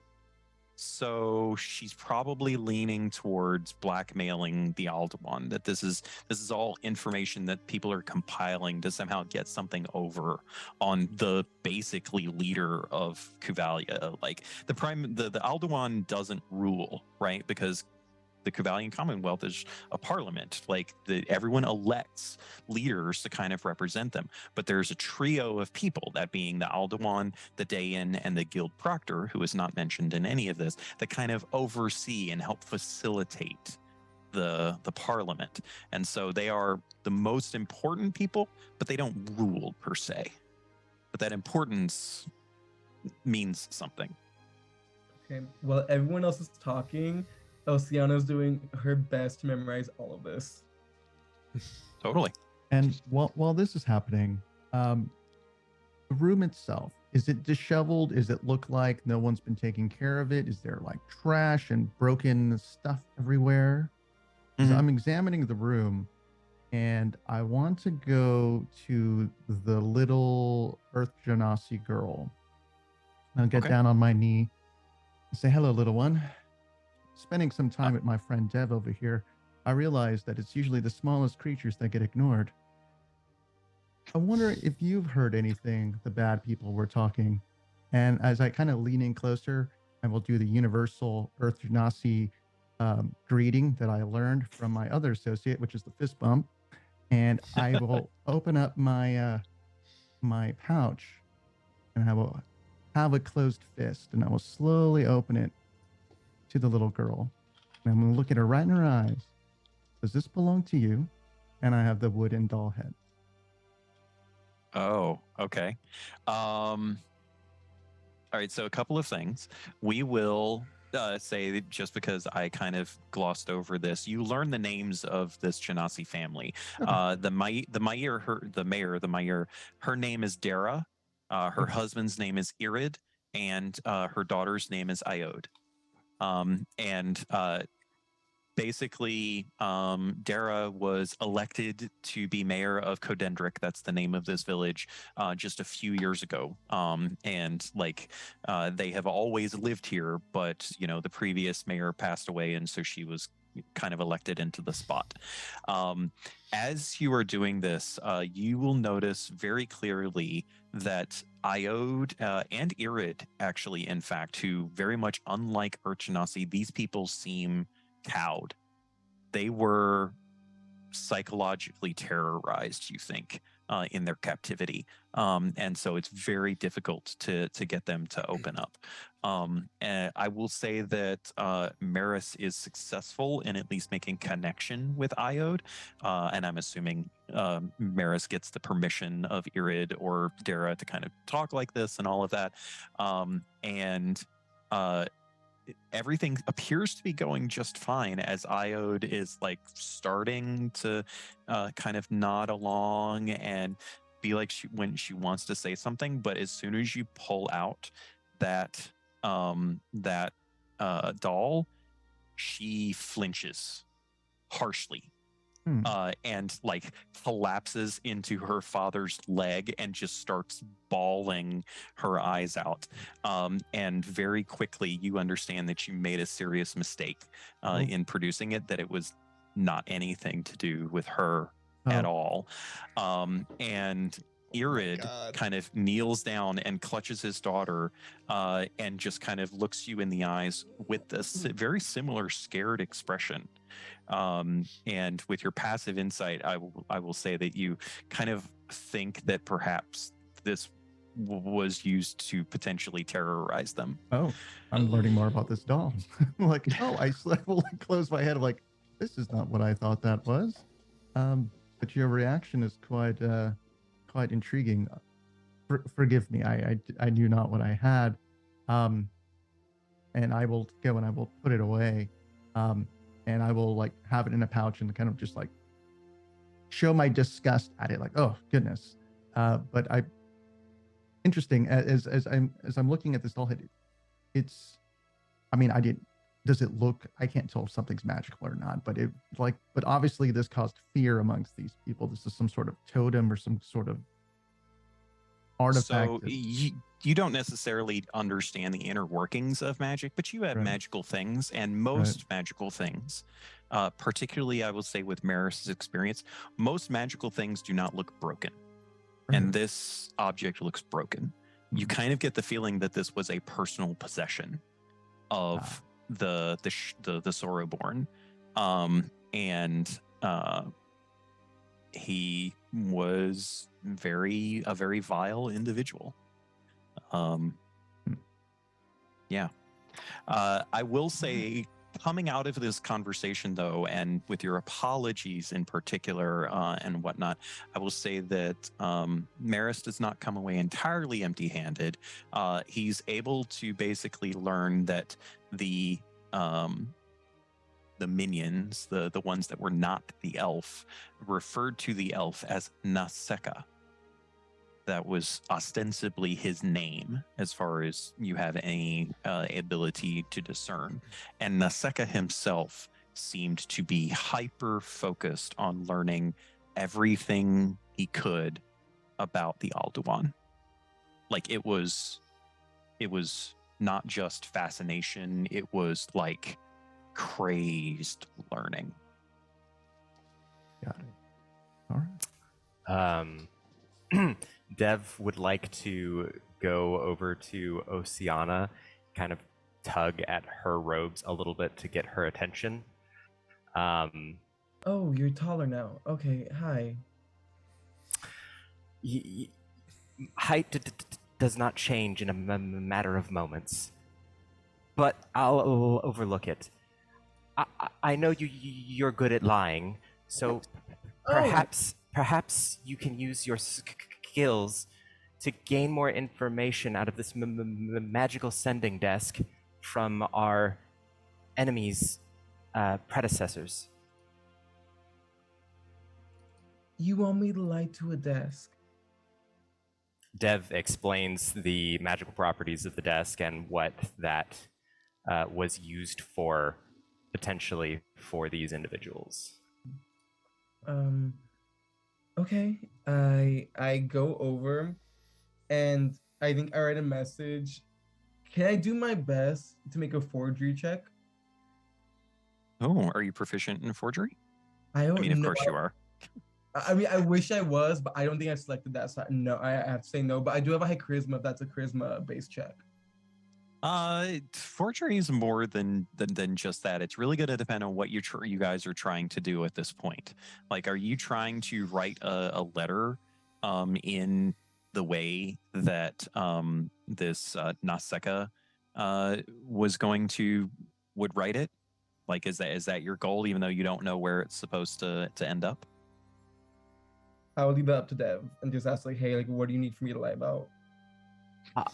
I would just perhaps ask for a confirmation of when this individual they spoke of is coming to deal with Oriana's lead in the order. From our insight and perception, like the multiple things we did with the desk, do I get the vibe, would that kind of message be appropriate to send next? Or would that be like, my fears of people on the other side being like, what, this is such a weird random message, why do we get this? Give me we'll just call it a straight wisdom check. Cute, I get +2, okay.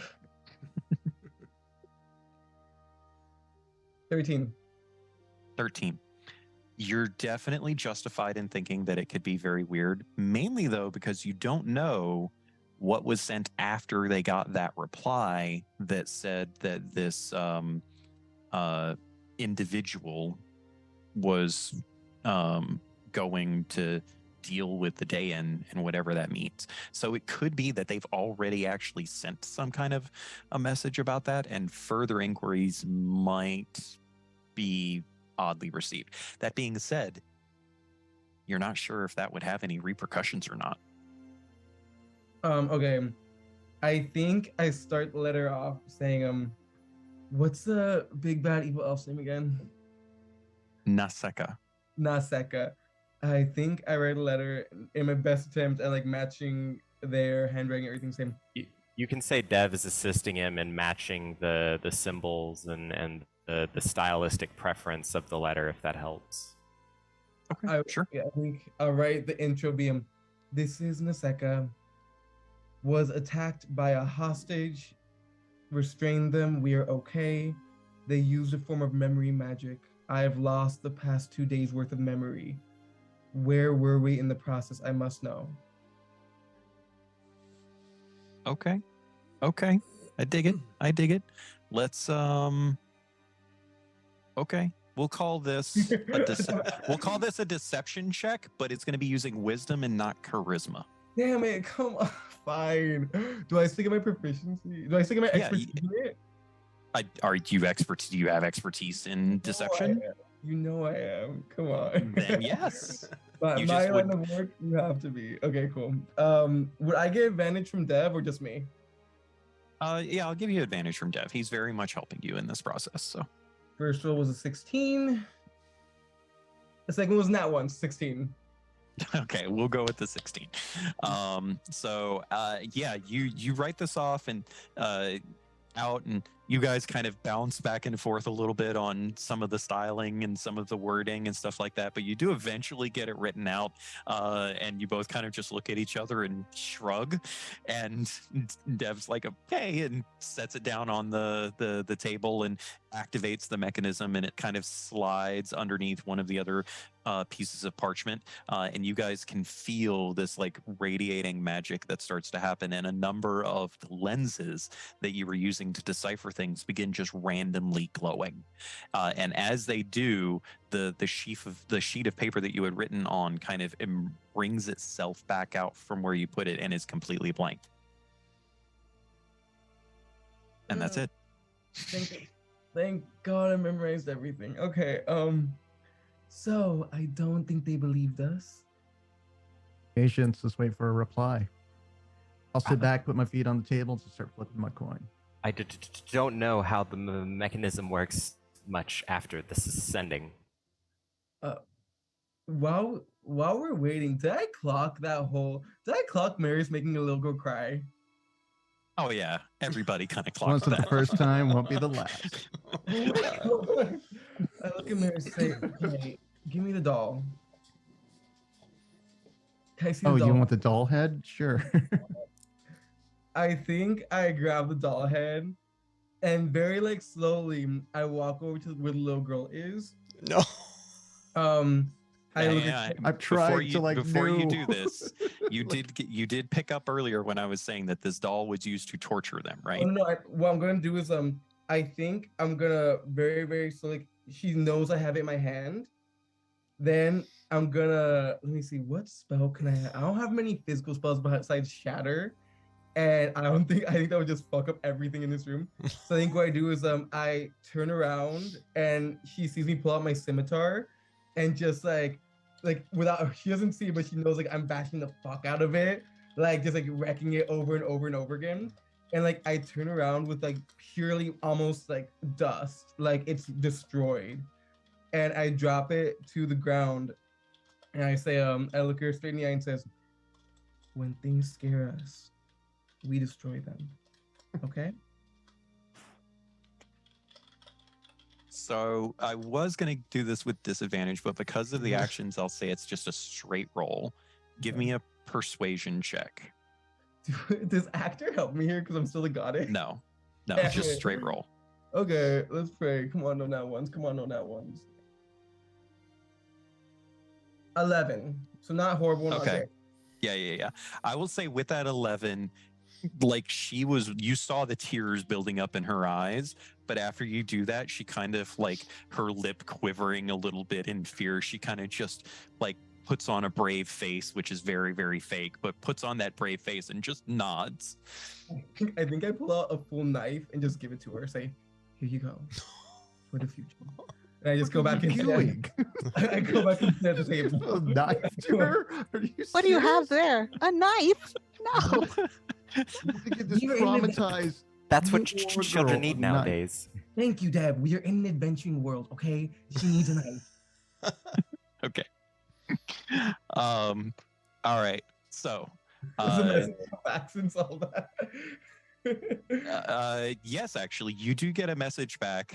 So some time passes before that message gets returned, though.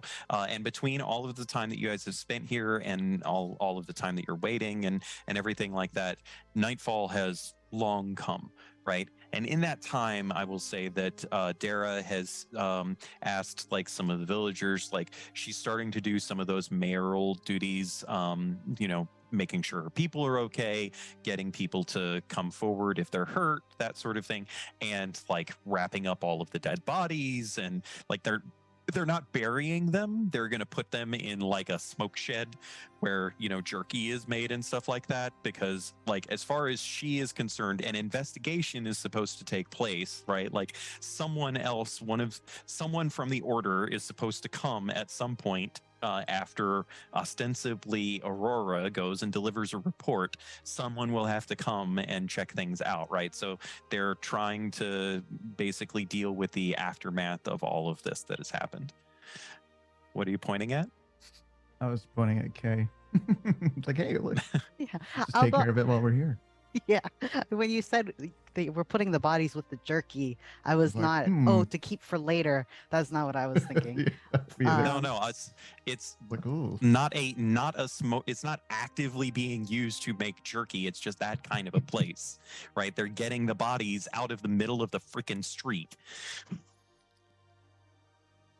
I mean, the desiccated body is already turning to jerky anyway. So, so as you guys get the reply, it's basically very, very short, and Dev is able to spend some time kind of deciphering it, and it, in just a few lines, it says 2 days hence. And then in the follow-up after, or the following line after that, it says, be safe, continue east. Oh, okay. So we need. Okay.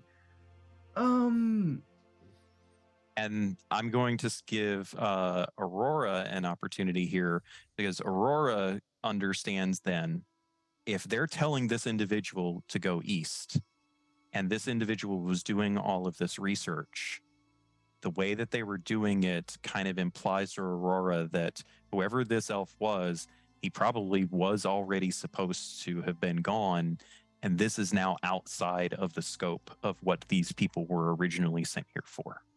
So there's definitely more going on here, and very likely having something to do with the Dayan or the Aldewan, neither of which are east. And like this elf was doing all this research on the Aldewan, and I guess was a free agent doing that. But how would we need to get either in contact with the Aldewan or confront the what was the other one? The Dayan? Yeah, this I wrote Dayer, the Dayan, and see what's going on, if they know what's all these weird conspiracies. What could be east? Like, are they? Is there a map? People of the house, do you have a map, you little girl? Of the house? Just the house? She's got a knife. You stop talking to this little girl. You guys probably do need to stop talking to the little girl at this point. I will say Maris rep of the house. I will say Maris is able to pretty much convince you guys that the only thing of importance east is the gateway leading into the mountain pass that leads to Zestrom, the next country. There's nothing else east. Perhaps this message is a directive to leave before something happens to the Aldewan. Hey, Aurora, this is all off the books, right? Like, no one knows you're doing this. No, there was the one person who helped me, but other than that, So you shouldn't let them. Oh wait, no, wait a second. You shouldn't let them know that we're onto them. I mean, if we have information, they will know that you've left the monastery. And if they are in league with the head of the monastery, they may send someone after you and thus after us. Like, do we wait until we have all the cards in our hand before revealing it? Or do we send a message to your order, not knowing if they may be in league? well, Maris, I don't play cards, and I've kind of taken a vow against playing cards. At least for now, I have to do a confirmation vow. So what would you do? Would you send a message? Would you take that risk? If you're going to send a message, and if you feel that it may be important, you may, as someone plays cards, you can still send a message, but while still having a poker face. You can send a message that seems kind of ambiguous to just kind of see how they respond, that doesn't give away the information that you have. Like something that may be more, kind of exploratory to see if maybe they might respond a certain way, versus giving out all the information that you have and warning them. You may be indeed warning the person we're after. So tread carefully. It's risk. I can write another lie if you want. Let's not do that. Any risk but that one? Is that what I'm getting from Maris about Oceana's whims? Okay. It's up to you. It's your call. You know your order better than I do. But perhaps if you sent a message to your contact, to your friend that knew that you left, and ask them to kind of scout about on your behalf to see, hey, do some inquiries on your own. So therefore, your departure is still kept a secret, but now we have someone on the inside that we can relay information to. A mole that's taking a look at the other mole. Okay. I'll go through I assume I have some pouches and a bag. I'll go through and I'll pull out, I don't know if I can, she's still having a hard time processing everything, but she's going to try and take out the paper bird thing that she sent for everyone else and write up a quick letter to her friend, just being like, things or you're now my man on the inside. How is the vibe going? Do a vibe check for me and report back. Don't like and be careful not to let on, especially that I'm out and about. So just so you know, those messages are not sending. They're not instantaneous. They travel mundanely. So it's going to take a day or two for it to arrive. It'll be faster than us going to the monastery and then doing other things. But do any of you have connections to the Alduin directly, or I guess he's tangentially related to the Order of Kaio, so I might be able to. As you say that question, I'll say that you say it because a lot of these conversations have been happening in proximity to the mayor. So I will say that the mayor is present, and she actually speaks up and says, I have a cousin. He works for in the Alduin's office. He is one of the many people that are responsible with helping the Alduin keep his scheduling. Okay. If I were to give you a letter, he can very likely help you at the very least get a few moments audience with the Alduin. But I mean, he's the Alduin. I don't know how much time that would be, but I would do that for you if you wanted. I think that'd be great, and we can also mention that they were here, and the damage that they've left behind. That's two birds. What if you just tore the page out of the book and circle the Alduin's name and be like, what's this? Like, know that somebody's onto them. Like, you're not sending any other message, but you just like rip the page out and be like, imagine the look on their face when they see it. And it's just a ripped page with their family line, and it's like circled. Like, are we threatening the Alduin? Are we blackmailing the Alduin? Are we the trauma? Are we the trauma? Wait, are we the bad Am I the guys now? villain? Hey, I know this isn't my line. That's really aggressive. And I just don't know if that's the vibe we want going for us right now. Okay, just exploring all options here. Hey, I'm into it. I just don't know if it will serve us that much right now. Yeah, I'm call. worried. I'm worried that especially if the Dian is working against the Alduin, I think they'll throw everything into disarray. I don't know, and especially if everyone was telling me at the order, like, to calm down, to stay in my lane, to continue with my duties. Was it the Dian? They would be the really only person inside who would. The Dian would have killed basically everyone that I've lived with for the last few years. For what reason? That's a great idea. That's a great question. I'm not the most studious of my brothers and sisters at the Order of Kaio, but yeah. If you can send that or give me a letter for your cousin, that'd be amazing. I think we need to go to the main city. I don't think there's anything else we can do here, or to the east. We don't know where east is. I think I could lead you all east towards the mountains, towards the gate, if we want to head that direction. Want to go somewhere unknown? Perhaps there is a rendezvous there with whoever is on the other side of this machine. Yeah, we could get Oceana to look like an elf, and we could pretend to be her bodyguards. Do a little performance. As long as I'm the hero. I don't know. I didn't hear your opera last time. Was I the hero of that? Because I killed the elf. I was the hero. I better be the hero next time. But yeah, we could go. We could meet. It's probably only 2 days away. That's still closer than going back to town. Plus, this is the farthest I've ever been. Might as well keep going, right? All right. While you guys are contemplating what you're going to do next, we're going to go ahead and take our break here.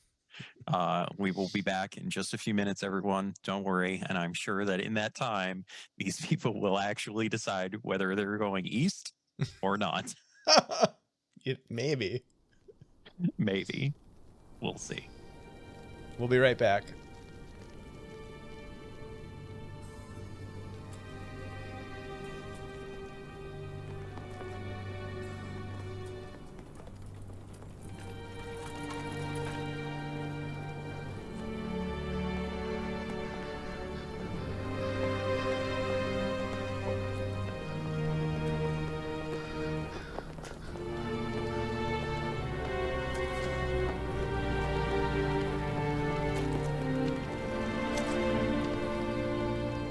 And we're back, everybody. Hey. Welcome back. Glad you guys are still tuning in to this crazy group of individuals that can't decide what's east, what's north, what's south, and what's west. So, slight recap. Our friends have uncovered what appears to be some kind of vast conspiracy involving some of the most prominent members of political society within the Kavalian Commonwealth, and ostensibly somebody's about to get blackmailed. Whether that's the party blackmailing them or not is yet to be seen.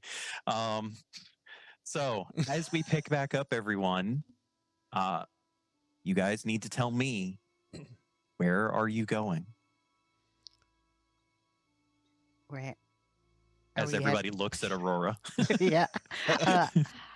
I think we need to help the Alduan, and then if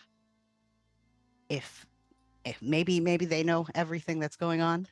Maybe they know what's happening in the east, or we can at least let them know and they can mobilize things. But also, like, I don't know if I can survive another fight so soon. Uh-oh. Adrian's gone. Yeah, we lost Adrian. Damn it. Sorry, keep going. Maris really wanted to go east. I guess so. So bad.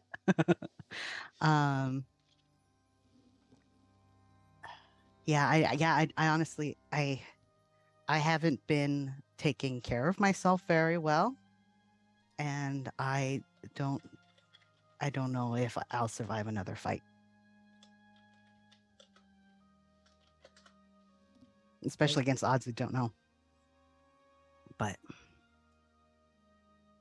at that, Oceana goes over to Aurora.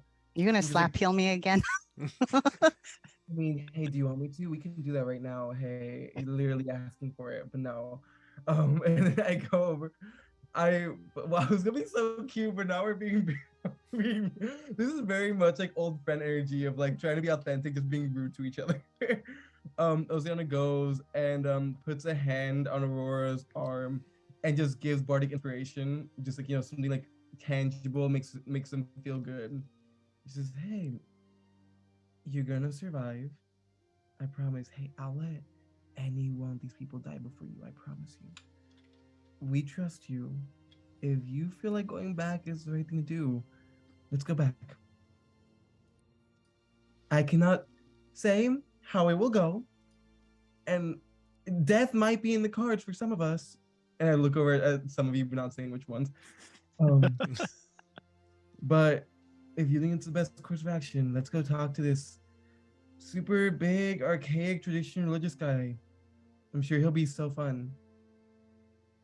If worst comes to worst and he sucks and is evil, you can just always. I will kill him. I will kill. Don't worry, I'll kill him for my people. Okay. I was gonna say like you have the blackmail stuff. You can. Oh, you you cool with that? You can be like a shadow. Like full, like lifting up the table. I like put it all in my bag. Like, okay, if you're cool with this, I didn't want to impose, but if we're okay with this, okay. And yeah, all the blackmail goes into my bag. Oh no. Okay. So let me make sure I understand this. You guys wish to return back to the capital. And you're taking the letter offered to you from Ysterra and attempting to get an audience with the Aldewan. I think so. Yeah. Awesome. So, in the interest of expediency, I'm going to cut through all of the travel time as you guys make your way across the elemental landscapes of Cavalia, returning to the capital city, seeing it far on the horizon. It's immense. So you can see it from a long way away. You guys will have traveled by the most expedient routes that you can, whether it be using Oceana's sway with ocean spirits to help, or water spirits to help get you through traveling by river, or just making your way as quickly as you can across the land. You find yourself a few days later, a little bit road weary, as it were, making your way into the capital city. Dave, Loris, after kind of entering the capital city and feeling once again back in home, that being, the enormous metropolitan city that is Cavalia, Loris realizes that today is 2 weeks and 1 day since he departed. And his boss had very clearly instructed him 2 weeks. So he's a day over. So he's caught a little bit off guard when a messenger that he recognizes from his crew approaches him and hands him a letter to come and see the boss. Also, around maybe the day before you guys actually arrived, Aurora receives a response from her friend at the monastery telling them that they're trying to be careful as best they can. The Dayan has apparently secluded themselves to a meditation retreat and is not seeing anyone currently. Now, this happens all the time, right? The elders of the Kaio Council do this sort of thing very frequently. And ostensibly, in this instance, it's specifically because he's looking for guidance in, dealing with the situation. Yeah, okay. Yes. Now, in addition to all of that, as you guys are making your way through the capital, you can tell that there is a fairly good buzz in the streets, that there's things happening politically. There's new appointments being made. There's, this place is not without its politics. That's pretty much on the tongue of pretty much everyone that lives in Cavalia, but it seems to be amplified to a whole new degree. And apparently a new election is going to be held spontaneously soon, as there are people that are doubting the Order of Kaio and how they have been protecting the Commonwealth. If they can't protect themselves, how can they protect the rest of us? And so there's a lot of politics that is coming into play here. And all of you, for the most part, have done everything you can in your lives to stay away from politics. And in this particular instance, you find it being thrust in your faces. what's your next course of action, do you think? Loras would go meet with his boss when summoned. Wait, All Loris, you're gonna leave us? I'm late, and it appears as though my vacation has come to an end. You were on vacation? I mean, I've never seen a rock sweat before, but are you okay? The boss has requested my presence. I will find you. Okay, but Loris, you were saying that the boss was like really insistent about you fully relaxing, right? Yes, it was quite nice. Did you better- break enough chairs? There's always more chairs to break, my little friend. But Loris, what better way to show that you were relaxing than to lose track of time and come back like even a few more days late? But I am here, and I know the time. Yeah, that's true. Okay, I forgot you knew the time.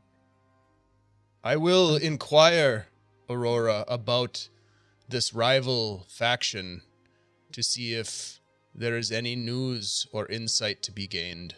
That'd be great. And if you know any other smart people, I Oh, need yes. help. Many. I will reach out to them all. Oh. We might not have time for all of them, but One or two, then. thank you.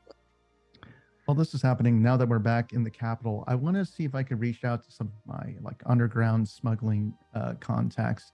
And what I'm trying to decipher is who is the person, the rival political person or party that wants to replace the order.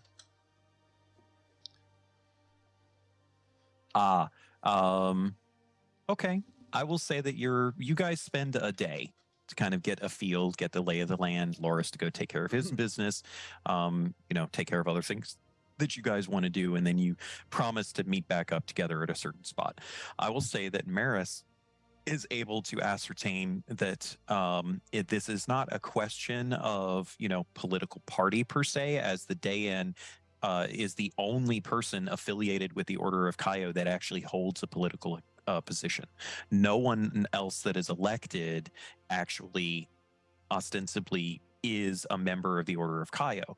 A lot of them, however, are affiliated with the Order of Kaio, meaning that they pay homage to the order. It's kind of like, in American political terms, there's all of these political action committees or like groups like the NRA or, various, the NAACP, all of these organizations that push people that will work for them in the government and endorse people in that way. So there's a lot of people that are quote unquote endorsed by the Order of Kaio, and it seems like a lot of those endorsements are going to be politically difficult for people in this upcoming special election. Gotcha. Any one that seems to be more of a firebrand than the others? Statistically, the odds are best in their favor, being a gambling man. It seems like the odds are best in the favor of the Alduan. Oh. Because he's not affiliated with the Order of Kaio. That would be the Dayan. Gotcha. Okay. And it's general knowledge what the Alduan looks like, right? Yeah. Like Okay. he's a fire genasi of, middle-aged years. He's a very fiery individual in that he's charismatic and boisterous, and he's elected Alduan for a reason. Like he's generally extremely well liked in political circles as well as by the common people. Like he's all around has been all around a very good leader for a great number of years at this point. So if he is in fact being blackmailed, that's all the more troublesome. So anybody else want to do anything in particular before everyone meets back up? I mean, if we're taking the day to do things, I probably would. I'm assuming there would be some sort of process to get in contact with the cousin or whatever. So I'll like give the letter to a main office and be like, please have them contact me, or I'll say we'll meet at this time, or I'll check back in at 4 o'clock, something. Being an acolyte in the Order of Kaio helps you kind of cut through the red tape a little bit, as it were, and you're able to basically get in with this cousin, who his name is, I wrote this down somewhere, Wither Avruk. You're able to basically get in touch with Wither, and he's able to set it up. Of course, he's very bothered by all of it, but anything for his cousin, as apparently she owes you a debt. He will tell you like it's gonna have to be brief. He's only got this much time in his schedule, that sort of thing. But he basically sets you up for like the end of day tomorrow, like his very last possible appointment that you could that anyone could possibly have with the Aldewan, because that's the only way that you're going to be able to get spontaneously added to the Aldewan schedule. Right. That if that's as good as I'm gonna get, I'll take it.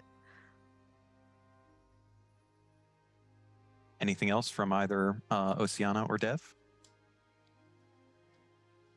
I mean, I was thinking I was gonna try to guess like the location of the Aldewan, but if we're gonna see him already, I guess that really wouldn't help to know where he is right now. I mean, ostensibly that he is in the offices of the Aldewan, which are in the Entource Pillars, which is like the central main government building of the capital. That's where pretty much he lives. So, I think I know what I want to do. I'm gonna go to the offices of the Aldewan. I'm gonna buy like. I'll. That's not that easy. I want to go inside. I want to go to the building. The building itself is a towering structure that goes some 400 feet up into the sky. Yes. Well, I want to. Do they have windows? So unfortunately, I really hate to do this to you. I'm gonna have to cut you off for time, because we're gonna get to the Entource Pillars soon. No, I was gonna get a bunch of birds and rats like be our spies, but it's okay. All right, so let's cut back then to now you guys having been here for a day or so, kind of getting the feel for things, feeling out the difficulties of what's transpiring politically, and you're able to meet back up in a tavern where you find Loris already present, perhaps drinking. I don't think he drinks. He drinks what, tea? Yeah, and he's filing his nails with his knife. So you guys all meet back up with Loris, who looks none for the worse for the wear, as you all make your way inside. It's good to be back. You already back into the swing of things? Got you working already? Yes, work is good. I find much satisfaction in my job. What exactly do you do? I do many things, Maris. Things that need to be done. Things that are asked of me. What's like your official title? Loras. Okay. Furniture deconstructor? I think that's kind of like attendant. Oh, you the attendant for someone else now? I work for the boss. Yeah. Hey, maybe we should go inside. After the whole official tells Loris, Oceana fully disassociated from the whole conversation. He's like, let's go in. Are we at Loris's brothel, or are we at the office of the Aldewan? You guys are at a tavern where you were going to meet back up. We'll say that this is like early afternoon. You're not supposed to meet up with the Aldewan until later on tonight. Aurora, I have some information. I have learned through a conversation with someone from a competing business organization who was familiar with this symbol that we found. It is tied to a group known as the Pentad. This agent had come here to dabble in the alchemy of narcotics. Terrible work. But more importantly, he had been working with a woman from another country far from here, known as Kezrin. A powerful individual, gaining that power from the Ascendant themselves.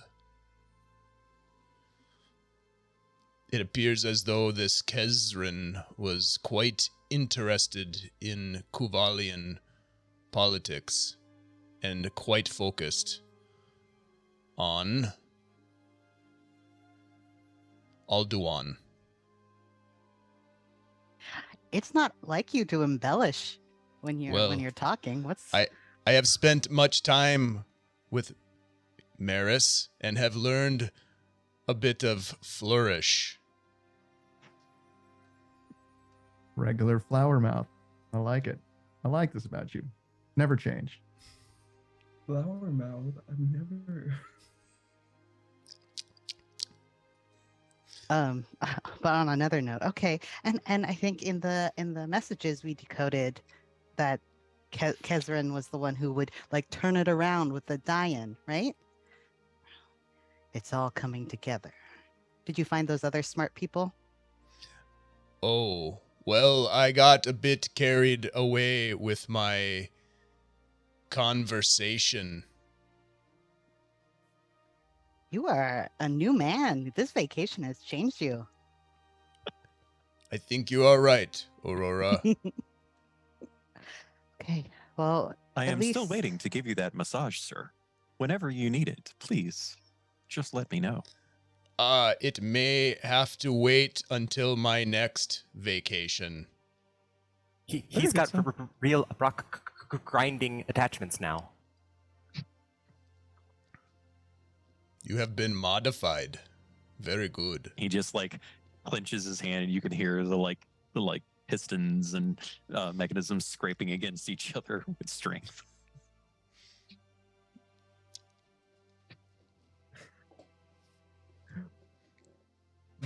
Hey, can I roll something before we go into? I want to roll either a history check or an insight check to see what character can I present to this person to get them to most be into me right away, not like romantically, but most I don't know how to say it, most enthusiastic greeting to a person. Like who would I present as? Can I roll for that? Is there a role I can make for that? No, I don't think that there's a role that you can make for that. This is on the level of ostensibly at this point, Oceana is very shortly going to meet the president, basically. Right? This is kind of a big deal, what you guys are about to getting an audience with Alduin himself. On short notice. On short notice, this is not a question of how can you impress him, right? It's how can you contain the fact that you are about to meet the most powerful individual in the entire country. And honestly, Oceana does not care at all. So I will say, just knowing it's a big political figure, I wear the most gaudiest, I look super, super rich. There you go. Fair enough. Do you guys have anything else that you wish to discuss or do before you go and meet the Alduin? Hey, so if he turns out to be bad, do we leave him alive, or how are we feeling? Consensus? We can blackmail him. Well, this can be a team effort. I'm down. I think since we're actually trying to save, I think if we find some information that may prove that they are not looking after the best interest of the country, then perhaps we can use any kind of blackmail information to keep them in check. I would rather have this figure I'd rather let them know that we have information and therefore we can kind of like go freely versus there. First of all, if we even attempt any kind of violence towards this person, we will not get out of that tower. It's not a possibility. And to what end? I think if it goes south, we use the information as a bargaining chip to make our escape. Perhaps if we don't carry any kind of evidence on us, but have it in a location, therefore they won't just kill us and take it. I mean, we should have a backup plan. We can't just go marching in there and hope that they don't just apprehend us and throw us in the dungeon. So perhaps something that we can have up our sleeve. I could check to see if any of my contacts know of any kind of secret exits, if anyone's ever tried to smuggle anything out of this building, any old disgruntled servants. Maybe there was an old ancient pathway that goes underneath that if we need to make an escape, maybe we could either jump out the window or head through the sewers. But it's probably good before we go in there to know how we're going to get out in case this does go south. So let me check with a couple of associates. This will only take me a moment and we could head. In fact, if you just want to head there, I will meet you on the way there. It will not take that long. I don't want to slow us down. I will also say, Dev, you can go inside the robot, right? He's actually already been in the robot because we're out and about in the town in like early afternoon. So this is like a little bit of a non-witching hour for him to be out in public. So yeah, he's been in Audacio for a majority of this conversation.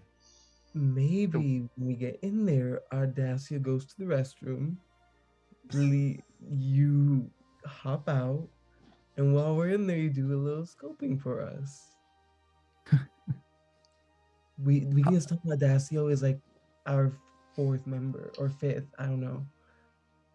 Scoping out how? I'll still be noticed. I know you're super small. You're so stealthy. It's just an idea. Hey, just a card up our sleeve, a halfling and a robot. We would have a better chance gifting Audacio as a statue and just have it not moving and wait till overnight and then you pop out. Well, but let's go inside. Yeah, I like that idea. Let's go inside and just see how we feel. All of us? Anyway. Are we not? Are we all not going inside? I'm going. Inside the robot? No. Oh, okay. I was like, we're not all gonna fit in the I don't know how many people we can fit in there. Like we're close, so I don't think we're that close. No, I don't think that you guys can fit. So with these discussions kind of still happening as you guys make your way to the Entource Pillars, to the offices of the Aldabon, Maris kind of stepping to the side to get in contact with a couple of people that he can. Very short and quick. You're not able to really get very many. And the couple that you are able to get to basically tell you that if you're trying to look for a quick way out of the largest building in the entire world, you better learn to fly. Because that's what it would take. And yeah. So as you guys are making your way down, all of you are familiar enough to know the impressiveness that is the Entource Pillars. This is the seat of all government power within Cavalia. It is comprised of 4 towering spires that rise extremely high up into the sky and were constructed with magic hundreds of years ago. Each spire actually represents one of the pure, or a pure form of each of the elements of Cavalia itself, colored and stylized to reflect earth, air, fire, and water. And they twist as they spiral up into the sky in a corkscrew-like pattern with a few connecting pathways between at various spots between each of the 4 towers themselves. As it ascends up into the sky, it's it's dozens upon dozens of floors and hundreds upon hundreds of different offices and portions of the building laid out for different things. The building itself was planned and desired to have been built long, long ago, but it wasn't up until a few hundred years ago that Kuvalia actually had the capabilities and resources to actually construct it. So it's still a new presence for, you know, the country as a whole, but it's been around for all of your lives anyway. And it is an impressive sight to see nonetheless. What is most impressive about it, though, is at the very top where all of the 4 towers connect, there is a swirling vortex of elemental power comprised of all 4 of the various elements, and this pillar can be seen from all across Kuvalia itself. It's a physical manifestation of the unity of Kuvalia and the way that the elements blend together to make the Commonwealth what it is today. Ascending the tower is also a very lengthy process, particularly if done by foot, but there are magical platforms made of all 4 of the elements that can be used to traverse up the spiraling pathway more quickly, as long as you have the appropriate permissions or connections or high status, as it were. Thankfully for yourselves, you have a meeting with the Alduan, and the Aurora being able to cut through the red tape allows you to use one of these floating platforms as it spirals just on the inside of one of the buildings. In this particular case, you're going up the spire of Ash and Fire, which is ostensibly as you know it anyway, the Alduan always takes an office in whatever spire his heritage is from. And him being Fire Genasi, you kind of make your way up through this. And there's so many elemental themes of fire represented. But more so than that, you can also kind of tell that there are thousands upon thousands of people at any given time that work in these buildings, right? Parliament itself doesn't necessarily always meet here. There are other locations for the Parliament to gather, but it is still one of the most vast seats of power that anyone could ever be impressed by anywhere in the entire world. And it's unlikely that any of you have ever before managed to step inside of this place. And you, of course, have free reign over your characters, but at the very least, it would have to feel an intimidating thing to be here. As you make your way all the way up to near the top of this spire, and you can see out across the vast countryside of the Commonwealth, it's definitely a perspective, right? Not being able to see people down below because you're so high up. Seeing things so vastly far away, feeling the elemental energies just, you know, a few dozen feet above your heads, swirling in that chaotic but controlled pattern above you. You make your way to the offices of the Alduan, one Centaurius Fortispire. As you make your way to the appointment offices, that is where Dara's cousin is waiting for you, you notice that a majority of the Alduan's offices have been cleared out. Most of the people have gone home. This is now getting late in the day. The suns are close to setting at this point, and it's probably the best time that you could possibly have thought of to meet with the Alduan. Right? The cousin, of course, greets you. He is, of course, very perturbed at having to do all of this, and makes absolutely clear that this will erase all debts that he or his family owe to you at any point, as this is well above and beyond what anyone could ever ask for. And he reinforces, keep the meeting brief, please. Thank you.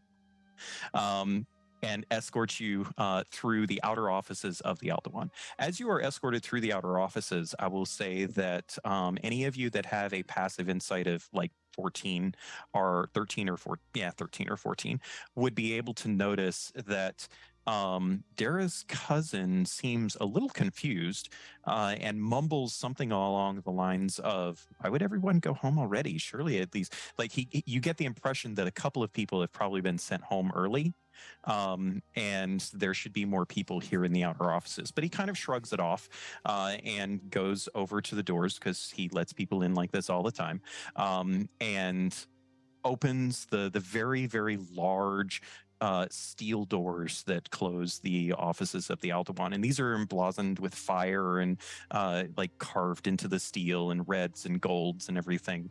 And he opens the doors with ease. And as he opens the doors, you see the Aldebaran sitting behind his desk. The middle-aged man, as I described before, nothing too off about him, just sitting at his desk. And sitting across from him is a woman. She is an Air Genasi woman that he appears to have been taking a meeting with. I will also say that Adrian and Dave, your characters having the passive perceptions that you do, are able to notice that the Air Genasi woman, as you entered the room, some swirling of magic enveloped her for a moment, and it caught your eye. You don't know what it is or was, but you saw a swirling of magic kind of envelop her, and it caught you off guard. But what's caught you more off guard is the fact that Dara's cousin is standing there and seems confused and starts apologizing profusely to the Aldebaran that his meeting was not recorded on the books, and that he has a meeting now, and like there's all kinds of cowering basically that is taking place by this young man, and the Aldebaran kind of stands up, and you get a brief glimpse of perhaps annoyance on his face as he stands up, but he, in the very practiced political smiling way that he does, kind of brushes it aside and says, no, it's totally fine. I was just wrapping up a meeting with a dear friend of mine. Are these individuals that merely wish to see and meet the Aldebaran for the first time? That's usually what you do around these times, isn't it? In the last meetings of the evening. And he says, yes. They just wanted to meet you. They had some news to share, as I understand, something that you would be most impressed by. And the Aldebaran, kind of with a charm and grace, kind of comes around from the side of his desk and steps down in front of you all and says, well, tell me then, what is it that has brought all of you here to meet me? What's the Air Genasi lady doing? Has she seemed phased at all? Has she looked over, or? Yeah, she's looked. She's just casually kind of leaning an arm on one of the arms of the chair, and is just kind of watching you all with a quizzical expression. I think Aurora will try and straighten up, get back into some monk posture. I think she's been on vacation too the last couple of weeks. Not a great one, but still a vacation. And just she'll try and say just loud enough for the Aldebaran and the cousin to hear, but hopefully not the Air Genasi. Like, we have some news of import relating to like perhaps a traitor to the Commonwealth, perhaps like information on the attack on the iridescent just the iridescent monastery, and someone has been looking into you yourself, sir, and your background, and we wanted to. Really? Well, it sounds like that this is the most fortuitous engagement then. Isn't that right? And he glances over to the woman, who just nods and says, you see, I've just been talking with one of my spy masters about the attacks recently. It has been most troubling what has been going on with the Order of Kaio. Do, please, tell me, share with me, what proof, what evidence do you have at this point that might be able to help us ascertain what is going on? I'm going to give a side eye to Aurora, kind of trying to let them remember, don't reveal your whole hand. Wink. Wink, wink, nudge, nudge. Do a large wink. Very subtle.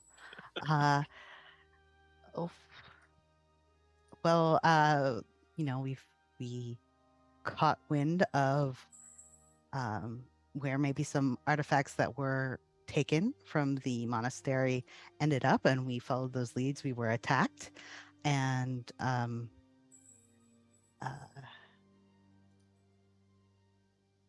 there are folks in the east. Or Aurora, they're getting more and more uncomfortable. This is not what they joined the Order of Kaio for. Yes, I understand you were attacked. I get that. I sympathize. I'm glad to see that you're okay and able to bring me this proof that you speak of. Tell me, show me, please. What is this proof that you have? And at this point, he's just kind of casually sitting on his desk. He seems earnest about what he's asking. Well, the way you mentioned the Order of Kaio is something wrong with the order. We heard people complaining on the streets. Well, as I've been able to ascertain, and he kind of glances over at the woman, the Order has been doing some rather nefarious things of late. And from what we can tell anyway, the attack was supposed to be, I guess, a way of covering up their misdeeds. Particularly the Dayan has been making some difficult political movements, as it were.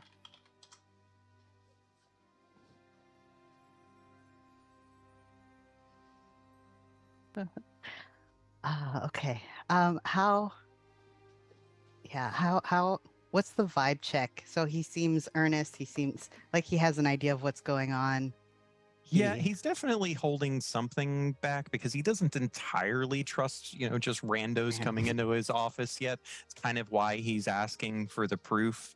But yeah, all of you get just the sense that he is a politician. Like, he has some of that kind of almost smarminess about him, but he does seem genuinely concerned about what it is that you're saying, and it's why he wants to see this proof.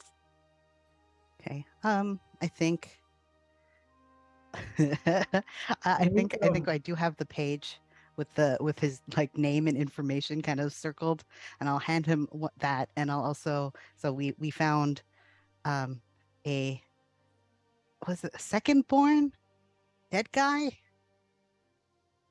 Dev. Sorrowborn. Sorrowborn. Roy doesn't know. She's like hitting Audacio, like, what's the name of it? And Audacio is just kind of looking down at where you're pounding his abdomen with your hand. He's like, "Be careful, madam. You might hurt yourself."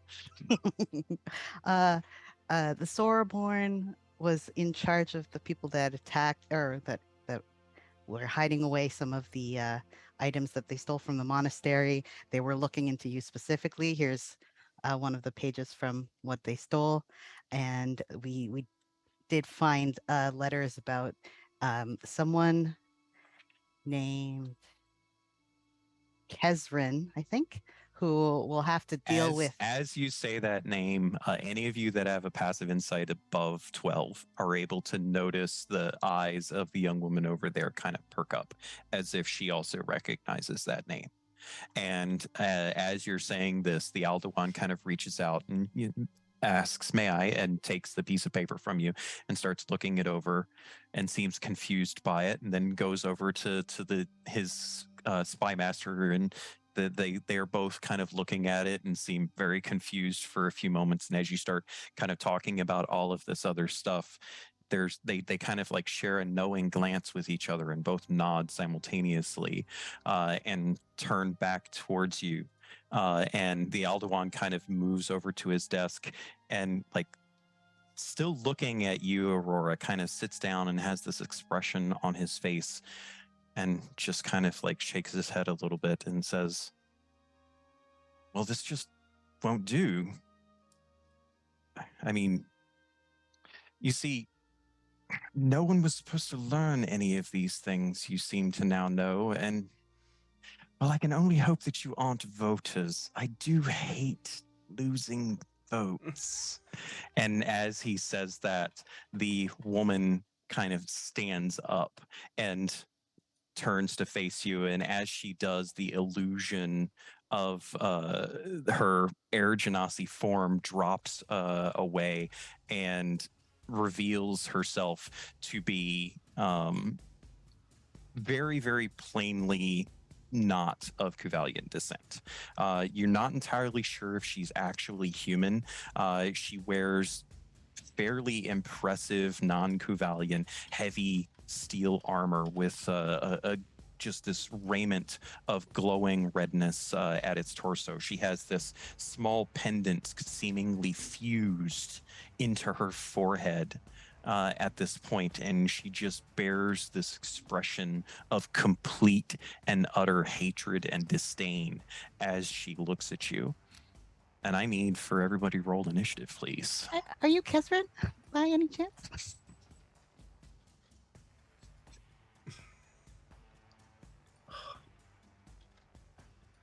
Solid 15. Oh, Nice, nice, nice. What So else you got, guys? I have a +8 for 12. Dang. Nice. I just got 12. And I can't be surprised. So I don't know. None if of you they are would- surprised. Okay. You guys were all kind of tense and ready, and this is not a situation where you're getting like somebody sneak attacking you. What did Oceana get? I got a 5. Nice. Ooh. You were just All emotionally right. surprised. So, whilst you're not caught flat-footed, there is no surprise round or anything like that. The woman, as she reveals her illusion, as if the concentration of some kind of spell was diminishing, she gets to go first. But before she even makes a move against you, you see some other kind of magical creation just kind of roil through her, and her body separates into 3 identical versions of her. Now, this office, as just to set the scene for you a little bit, is a huge office. Like, it spans easily 30 feet across, is kind of circular, and like a huge, like 90-degree section of this circular office is a giant window that just overlooks Kuvalia itself, right? This place is immense. There's furniture here and there. There's an extremely large desk up on a slightly raised portion of the floor. And as you've been like taking in this place, everything about this room screams opulence and wealth and power about it. And this woman, as she like does this magic, you can feel the power, the magical convalescence of power kind of radiating off of her, particularly Oceana. Oceana feels true, like, strength from the Ascendant in this woman. Oh shit! I just go, oh shit! Oh shit! Oh shit! Okay. So, Maris, with your 19 initiative, she has not taken any action against you yet. It's just that magical essence has triggered that has split her up into 3. And she looks like she's like about to do something. And you have a slight jump, a slight edge, noticing the twitch of about what's to happen. You can take your actions. With the with my rolling of initiative, I can draw my rapier as a bonus action during the initiative. So as everyone's ready, my sword's already out. Unless, I was going to ask, were we removed of our weapons before we came into this room, or are we fully No. armed? No. Gotcha. Okay. Some real shady security there for this building. I know, right? Oh. So just in my initiative phase, my sword's already out. I'd be like, please, there's no need to come to violence here. We are just conveyors of information. We came here to warn you. We are not your enemy. And as I'm like, and basically what I want to do is, as I'm talking with my rapier out, I want to like begin a flanking motion, still holding my blade out. I'm like, hey, let's take it easy here. This, kind of very OK Corral vibes. Like, we're a moment away from going to the point of no return. And as I'm trying to see what this lady's doing, I am side-eyeing Loris, kind of like, hey, if we're ready to go, we're ready to go. And so I'm just basically, I am not attacking, though I have initiative, but I'm just going to just kind of slightly move and be like, it doesn't need to come to this. Are you readying in action? Yes. Then? I'm Okay. already What are you readying? I'm going to ready to, like, if I believe in any moment that the Spy Master is going to cast an aggressive spell, then I will lunge towards her with my rapier. Okay, sure. I will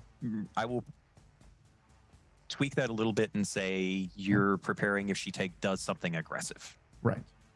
Okay. Only looking for aggressive. Yeah.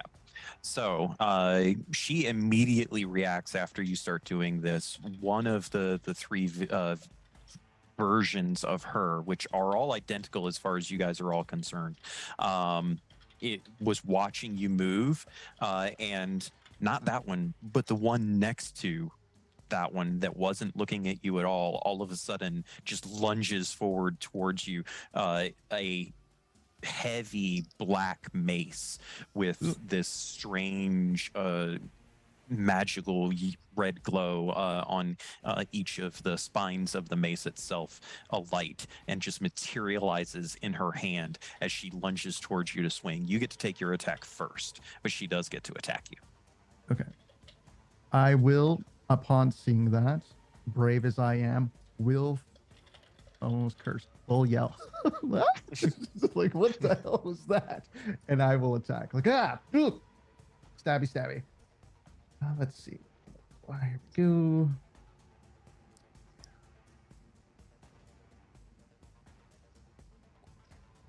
$21. 21 hits. 17 damage. Nice.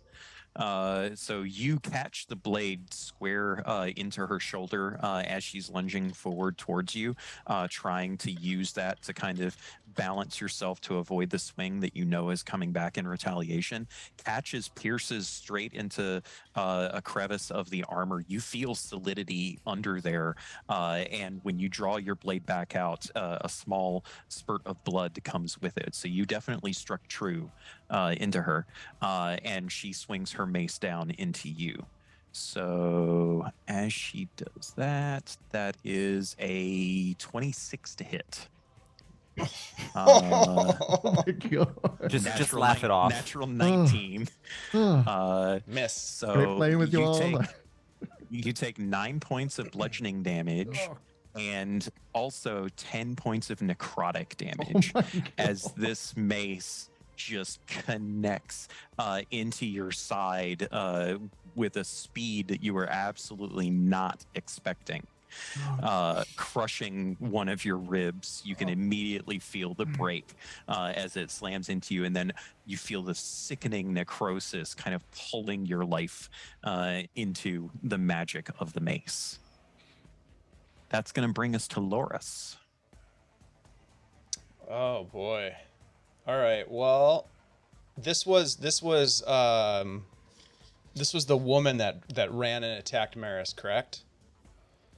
One of the three versions of her, yes. One of the There's three versions. of her now. Is there a way? Hey, thanks for the sub. Is there a way to identify which of them is the real version, or does that not matter to Loris? If you wanted to, I don't know if it would matter to Loris mechanically, just so all of the players know. If you wanted to spend your action and doing a perception or investigation check, you could potentially try to discern some aspects of whether or not this is illusory magic, but it would take your action. All right. Well,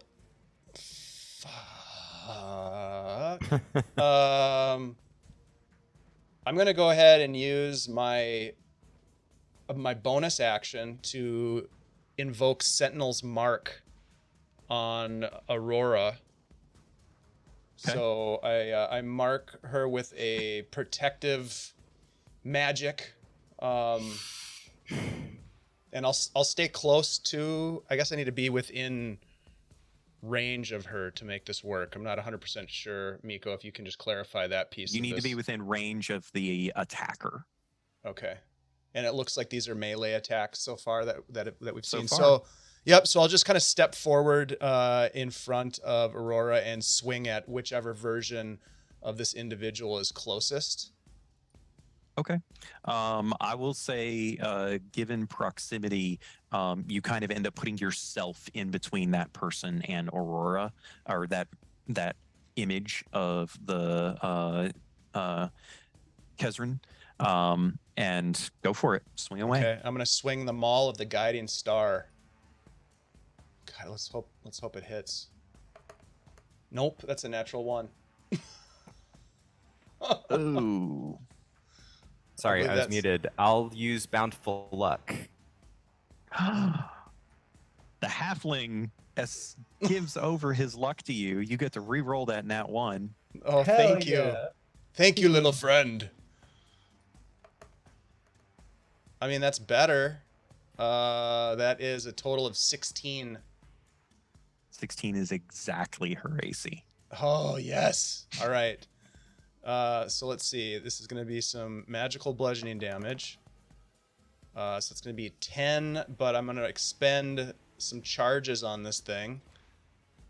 So 10 magical bludgeoning, and then I'm going to expend a charge, and that's going to give me... They're covered. This version of her is covered in shimmering starlight.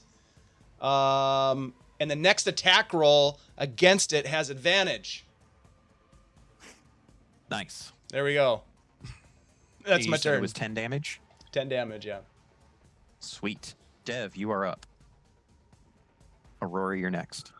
I'm assuming I'm going to have to use my movement action to get out of Audacio. So he's going to, Yes. like, fighter pilot eject out of the back of Audacio. And sort of like you just hear, like, some pistons and, like, pressure go... And he just kind of, like, pops out the back with his, like, crossbow in hand. And he twists the crossbow kind of like a Rubik's Cube mechanism and chucks it over to the side so it like bounces on the ground and unfurls into its magical mechanism. And Cool. he's going to use his... What is it, a bonus action to do it? Yes, he's going to use his bonus action to tap his gauntlet, and a little clockwork firefly jumps out of his gauntlet and starts hovering next to him as he stands behind Audacio. And he hasn't given Audacio an order, so Audacio is just going to be defending on his turn. Okay. Awesome. Aurora, you are up. Okay. Is the Aluan? Now I don't know how to say Alduan. Alduan. I was saying it earlier, I think. Yes, you were. Is the Alduan looking aggressive as well? Is he going to get in on this, or is he hoping that his spy master is going to deal with this for him? The Alduan appears to be very calmly sitting behind, or kind of like standing behind his desk, kind of leaning on it. Why is my camera messed up? That's better. Okay. Just kind of casually leaning on it, very intently watching what's going on, almost with glee. Yeah, that's annoying. I I was like, oh, I'm worried about the Alduan. Well, I throw caution to the wind. I'm pissed off. This guy probably got the attack. That's what I'm going to tell myself. I'm going to walk up to him and I am going to hit him with my staff. Oh, Okay. So, spanning the room in rapid strides, you leap over the edge of the desk and land next to the Alduan, and go to swing your staff. I apologize that unfortunately you're going to fail.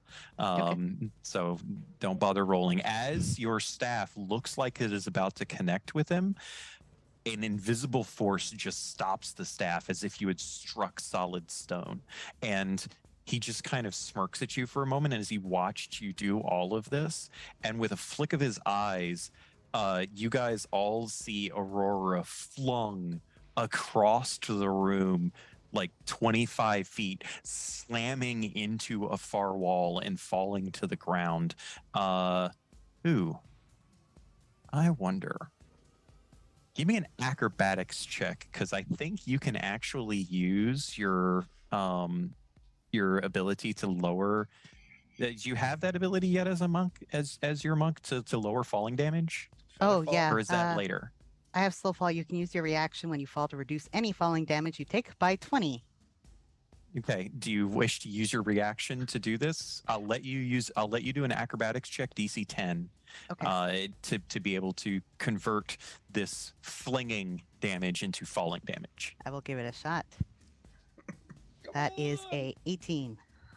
Yeah, you succeed. So what would have been 21 points of damage as you were flung across the room and slam into the wall, you manage to like do a flip in the air. You end up taking 1 point of damage from the strain of like catching yourself against the wall and then like bound off of it and land at the base of it. As you do, however, where you came into contact with the wall, it's not wall. Your hand is now disappeared into the wall, and you can feel metal bars behind it. As the illusion fades for you and just you can see through the illusory wall that was standing there, and you see what appears to be a metal barred prison of some kind, and you see the Dayen sitting behind the bars of it, chained up in this with like heavy chains and metal bars wrapped around his torso, and just staring out into the space wide-eyed, seemingly not able to focus on anything. Okay. Very exciting. So that's your I- action and movement. If you I still use, have a bonus action. Yeah. If I use my bonus action to make my arms, to do my astral form arms, they technically, when they appear, they do damage to things around that I want them to do damage to. Could I break the bars by the Dayen with my arms? That's an interesting one. Go for it. Nice. Let's see what you can do. So yeah, so I use a key point. So I think they have to make a DC 13, maybe wisdom check, which I think they'll fail. Who does? Oh, the bars. They don't have wisdom. Yeah. So or dexterity. Sorry, dexterity saving throw or take. Bars are very dexterous. Yeah, you know. It fails. Awesome. They take 2d4 force damage, which is 4. You said force damage? Yeah. Okay. In a interesting twist of irony, force damage is the exact damage that you need to deal to be able to do something to these bars. Nice. I wasn't aware that any of you had the ability to do force damage except for the shatter spell. So My arms. Technically, Audacio also does force damage. Well, there you go. I guess I should have read you guys' Unleash the abilities more. Kraken. So, as you guys see Aurora slam into this wall and kind of disappear through it, and just so you guys know, we are pushing time. We're going to be a little bit over. I'm sorry. You guys see Aurora just blossom out those astral arms that she had used in the previous fight some days before, and as she does, this pulsating wave of magical energy just ripples off of her, and it ripples across the illusion, shattering the illusion so that all of you can now see what was described before. And the Dayen is an important individual. So you guys have all seen the Dayen before, and you see him imprisoned there. And as her arm, these magical arms kind of blossom out and slam into the cage behind her, you see the cage itself ripple and begin to crack. And that causes the Dayen to shake and stir from whatever magical stupor that he was locked into. And his eyes are still wide, but they're now focused, and you see him beginning to struggle against the chains. So that brings us to the other two images. The first image is going to actually attack Loris, because Loris is standing directly in front of them. And that is going to be a 14 to hit. I think that misses you, doesn't it? Yes, it does. Okay, so 14 misses. Because they missed, they get to use a bonus action, and you see this like glance over at the other version of Kezrin that has not gotten to act yet, and you just see a nod come from them. And that's all you see as that version also gets to go now, because it got slightly higher than Oceana, moves over beside you and gets to swing as well. And this swing is with advantage because of the previous bonus action miss. And this is at Loris again? At Loris again. That's a Got it. 19 to hit this time. Yep, that'll hit. Okay, so that is 7 points of bludgeoning damage and sorry, Loris, 20 points of necrotic damage. So 17 and 20? 7 and 20. Oh, 7 27 and 20. total. Got it. Okay. That sounds better. And whatever instinct that they had for that, Loris kind of gets the impression that each of these versions of this woman are able to work in unison and everything feels real at this point. Oceana, you are up. Very real. Horrifying. Okay. Right off the bat, I'm gonna bonus action Mantle of Inspiration. So I'm gonna do the whole party. The Duin does not need this. He is over there. We all get 5 temporary hit points, and if you wanted to right now, you could use your whole reaction to use your whole movement speed, and you won't get any opportunity attacks. So if any of you want to do that, you can. It's a cool thing. Anyone that still has a reaction. So Adrian Maris used his to his ready to attack, and Aurora used theirs. Okay, so yeah, so Loris and if y'all want to. And if you want to move away from them, yeah, you can. And they don't get any opportunity attacks. Brilliant. What is the one that nodded still standing behind them? Or are they all engaged now? No, they're all engaged. 2 of them are engaged with you, and one of them is engaged with Maris. Yeah, I'm gonna stay at put. that basically like the center of the office. Yeah. It's good that you stay put, because I'm gonna do next my full action. I'm gonna. So with that, there's Mischief 20-foot cube. I know I can get all the 3 copies because from what it sounds like, you said they're also grouped together. Could I get the other one? I mean, 20-foot cube takes up most of this office, so sure. You're also going to guarantee, though, that you get Loris in this. Oh, I thought Loris was like on our side of everything. I thought it was like they were right here. He decided to stay, and he's basically been flanked at this point as the other image kind of moved around behind him, taking advantage of the nod that was given from the miss. Well, with my mantle, can't I yell, "Hey, Loris, move! I'm gonna do something," and then he won't get opportunity attacks getting away from them. If he wants to use his reaction and do that, sure. Sure. Yeah, I'll move closer to you then. Come on. Okay. Yeah, remember everyone 5 temporary. Don't know what that's gonna do. And yeah, I'm gonna cast Not There's Mischief and get all 4 of them. And let me tell you what effect they have to roll against. Please. Okay.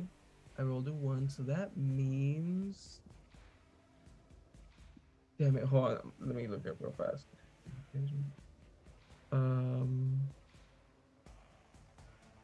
A 1. Oh, they have to make a Wisdom saving throw. And All 4 of them? Yeah, and for juiciness, I'm gonna tell you. Let me know how many of them fail.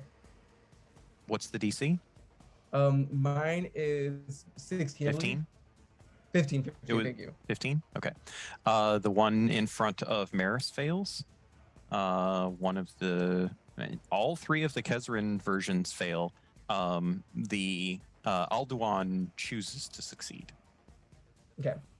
The smell of a rainy day fills the air, and each creature in the cube must succeed on a Wisdom saving throw. They didn't. Or they are charmed by you until the start of your next turn. So and sorry, hang on a second. Oh damn it! They have advantage on effects that would charm them. So I get to reroll that. The Alduin is immune to charm anyway. So the one next to Maris does succeed. Damn it! One of the other ones fails. So you do get 2 of them. Okay. Do I get the main one who these like branched off from? You don't know. Okay. You don't know which one is the main one anymore. I'm gonna look at. So again, this is to my next turn. I'm gonna look at them and just like tears in my eyes, sobbing, say, "Why are you doing this? I'm your friend. Why are you hurting me and these people. We did not do. Please, you.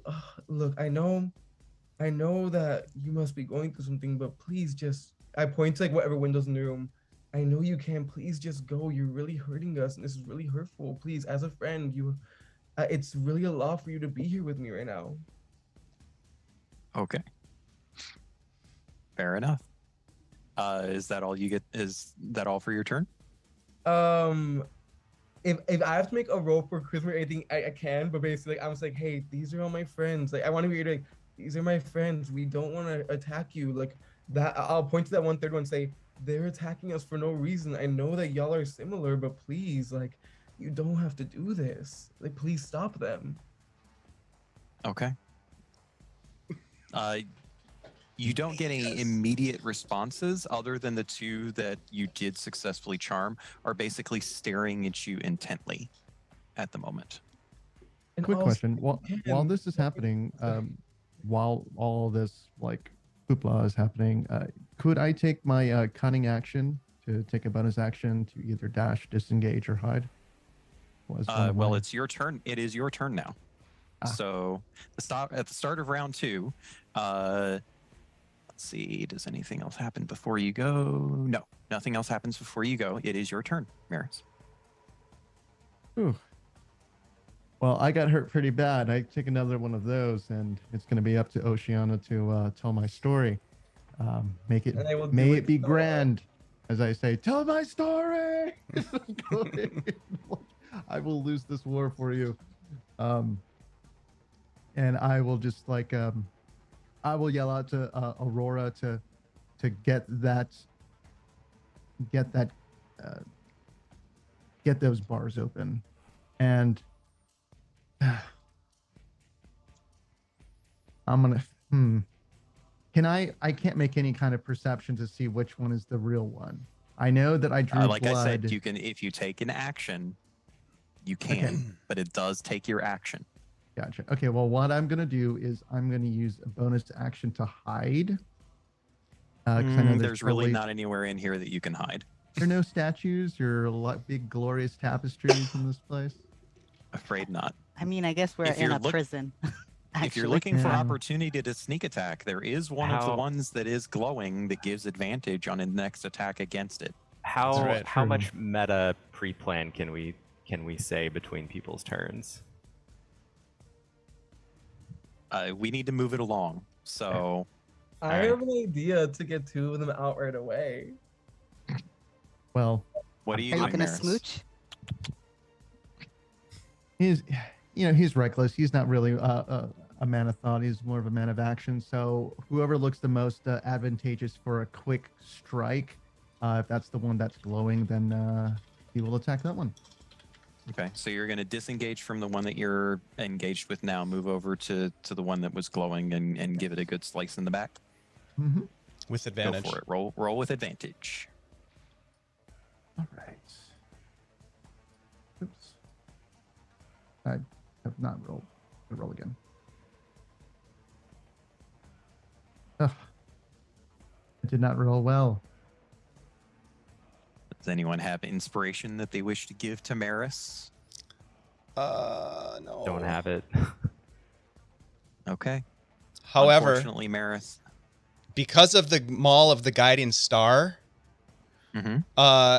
even if the attack misses that target, it still takes radiant damage from the glitter.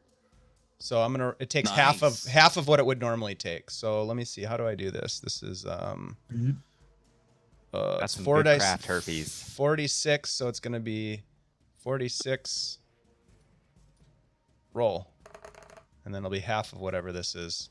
So half of 19. So 9. Yep. 9 radiant. Which is great. So as Maris goes in and swings, deftly missing any vital spot on the body, and his blade just glances off of the armor of Kezrin. We'll say that he was slightly distracted by the glowing, radiant glitter that seems to be wrapping itself around the body of this version of Kezrin. And as it pulses, a bright white flashes in front of him, not blinding you for long, just for a blink. And when your vision comes back, Maris, that version is gone. The rest of you saw the flash, but then you saw this strange working of magic between the flash of damage, of radiance, and whatever magic was holding this version of Kezrin together, and that just causes the entire version to just disappear. Good hit, Maris. I will do a flourish as if like, oh my gosh, I did it. I'm actually trying to get the glitter off my sword, but it looks like a flourish. Nice. And I will use my cunning bonus action to disengage if I'm within any reach of anybody. You had already disengaged, so yeah, you're totally fine. Cool. So then after you go, it is now back to Kezrin. Kezrin, seeing what has transpired, looks over at Oceana and has this just look of complete and utter despising hatred in her eyes. Wait, I thought she was so charmed to my turn. This is the one that was engaged with Maris that did not get charmed. Stares at you with complete and utter despising hatred, surges forward in a flash of black, and brings her mace down upon Fucking try me. Let's go. Now, is that going to be with is that going to be a disadvantage because of the sentinel mark? You marked Aurora. This is on Oceana. Sorry, my bad. Yep. That is a 24 to hit. God, I just want to barely hits, yeah. So that is 9 points of bludgeoning damage and 13 points of necrotic damage. Okay, I'm not great, but I'm not horrible. It's fine, right? It's That's what fine. most of your followers say. The story of Oceana's life? No, Oceana dies, so much needs to happen back home. And as she does that, you can actually see a flash not only in her eyes, but also a flash in the eyes of the other one version of her that still exists. And there's a lot of confusion on that version's face now. You're not sure what that means for your charm, but there's something going on. Can I camp up like, oh my, like looking at the one who's charmed, like, oh, you see, they're hurting me. You absolutely play it up. Loris, injured as you are, sir, it is your turn. Okay. There's still one of these Kezrin clones next to me, correct? You had disengaged from it. There's basically now one sitting in the center of the office and one off to the side over by Oceana, who just clocked Oceana pretty good. Yeah, I probably saw that. I'm going to walk over to where Oceana is, and I'm going to club the one that's next to them. The best attendant ever. Oh my god. Goddess, no! Yeah, so I'm going to go ahead and do that. Actually, hold on a second. I'm going to maybe... I'm going to... God damn it. I'm going to move the Sentinel mark to Oceana as I do that as my bonus action. I come forward, move that over, and then hit with the guiding star maul. Come on. 17. Nice. Hit. All right, so that is going to be... I'm going to expend a charge. I'm going to roll some damage, and then as my favored foe, I get an additional D4. Go for it. So that's going to be a total of 12 damage from the maul. Nice. So this version of Kezrin was already injured by Maris previously, and as you slam your maul into their back, like you hear a fairly sickening crunch of bone and flesh underneath as the armor is compressed into their back. Dev, it's you and Audacio. So the first question I have is, if I use Fairy Fire very particularly, can I only hit the 2 enemies and not any friends with Fairy Fire? No, this I is figured. way too enclosed to space for anything like that. I figured. Okay. Thanks for the raid, Prometheus. Oh, nice. Thank you, sir. Or they, them. Thanks, them. Prometheus. The whole crew. Okay, so I guess another question I would have is, can I line up a line spell to only hit the 2 enemies? You could hit one of them easily, but unfortunately, one of the other is kind of caught in between Loris and Oceana. Okay. Also, just quick quip, the crossbow, the vigilant crossbow, does alert me if there is a invisible creature within 30 feet of it. So if that has any play in the scenario, it will alert me. Good to know. Okay, so I guess being that AoE spells are not going to play a good role in this fight, I'm just going to order Audacio with my bonus action to do... Did I notice the bars? Mm-hmm. You all And- saw the illusion fade as Aurora blasted it away with their astral arms, and you Okay. can see the Daean imprisoned behind them.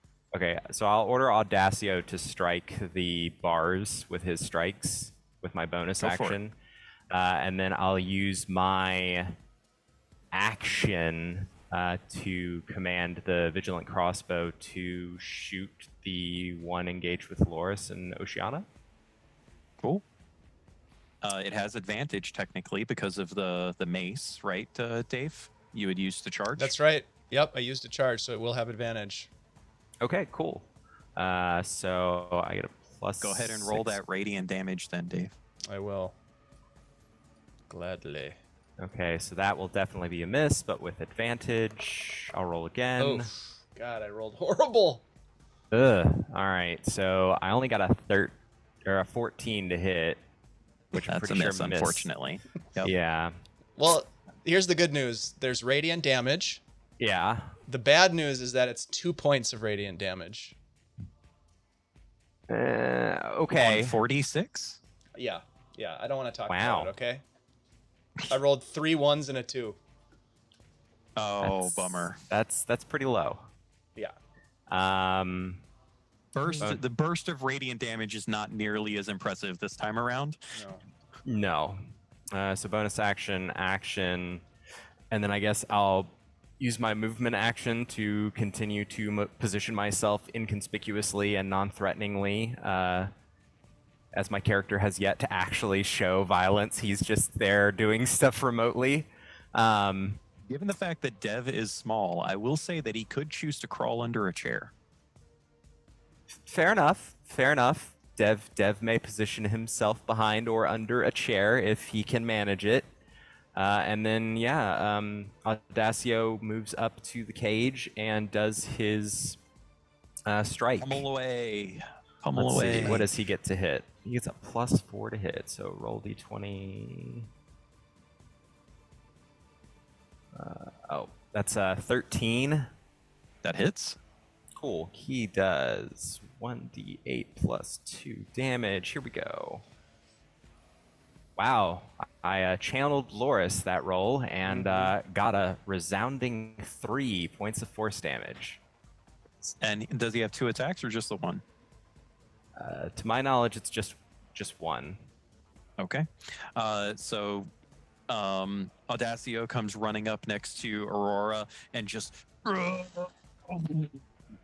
and it reverberates through, and you see the impact of the force damage kind of ripple across the bars. And being close up, Aurora, you're able to see this almost like fracturing of the magic that is suppressing the bar or holding the bars together. Just You are another up, 8 Aurora. more of those. Okay. Since we're doing theater of the mind, am I able to, with my 45 walking speed, walk up to the lady, to one of the ladies, probably the fake one, try to hit it with my staff to make it go away, and then walk up to the guy and then use my arms as a flurry of blows So what guy? to the prime minister guy. You want to attack the Alduin again? Yeah, but with Do my it. arms this time. I mean, it didn't work out that great for you last time. Um, can I offer a GM suggestion for you? I guess. You know you need to do force damage to the bars. Yeah. You know you can do force damage with your arms of the astral self. What am So I at the gonna very hit? least, you're standing right there next to the bars. Oh yeah. Maybe attack the bars. Yeah, I'll use my arms of the astral self. That makes more sense, I guess. She's very fixated on the guy she could not punch earlier. Yeah. It's some very Naruto or like Dragon Ball Z shit. You just keep going at the same person. You get thrown back. I'll end up like Yamcha, but that's fine. Yes. So I'm gonna punch first. That is a 23 to hit those bars. You miss. Okay. That's 7. You don't miss. You hit 7 points of force damage. Yeah. All right. Is it Are still up? Technically, yes. Okay. A flurry of blows. I'll do it 2 more times. Do it. Hell yeah. Oh, that I rolled damage Fist it first. good. That is 21 to hit, and my second one is 12. They all hit. Nice. Okay. So that is 4 more points of force and 6 points of force. Nice. So as you guys all see, as Aurora is using these astral versions of her body that have manifested around her to just pummel into this apparent cage, you see this rippling of magical energy with each strike. And now all of you are able to see the shattering of the magic. And with the very last of the 3 strikes, you see the magic just completely crystalline fragmentation occur all throughout the entire wall and just come crumbling down, and you almost can hear this like twinkling sound, even though there is no physicality to any of it, as it all just drops to the floor in a spray of magical energy. And as soon as that goes down, we actually will move into a little bit of narrative play here. As soon as that ward goes down, the Dayan, his eyes wide, you see begin to glow brightly, a golden red color. And this brilliant flash of energy just engulfs the entirety of this cage that he has been imprisoned in. And as he does this, any of you that have the peripheral or good enough passive perception are able to see and hear from the Alduin a curse of similar to oh shit, as his eyes go wide, and bursting forth from this cage, still wrapped in the iron bars, you see the Alduin, or I mean, sorry, not the Alduin, the Dayan, just lunge at the bars and just crumple through them, turning them basically into paper, as if he weighed tons and wasn't merely a mortal man. And as he is flying through this space, for the briefest of moments, Aurora, you feel as though he turns and locks eyes with you. These eyes that are not human or genasi or any being that you are familiar with. And for some reason, as you see the gold and red enveloping the eyes, you have this sense of understanding, and you don't know exactly why, that what is about to happen was supposed to happen.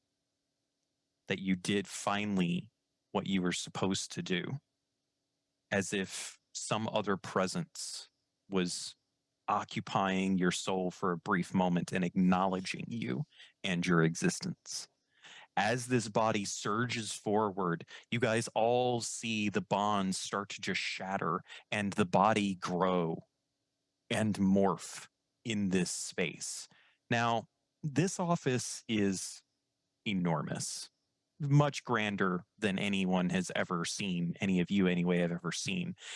As almost all of you find yourselves being thrust to the far edges of the room as this stay-in, this man, starts to change shape. You see redness about him. You see glowing golden aura come into play, and you feel the heat of fire as the body itself morphs and changes and sprouts giant wings. Scales coalescing across his body, the head and neck elongating and turning into what now all of you can see to be an immense red-scaled dragon, now occupying 90% of this space. Now, all of you have heard the tales of dragons from legends. No one alive is professed to have ever seen a living dragon.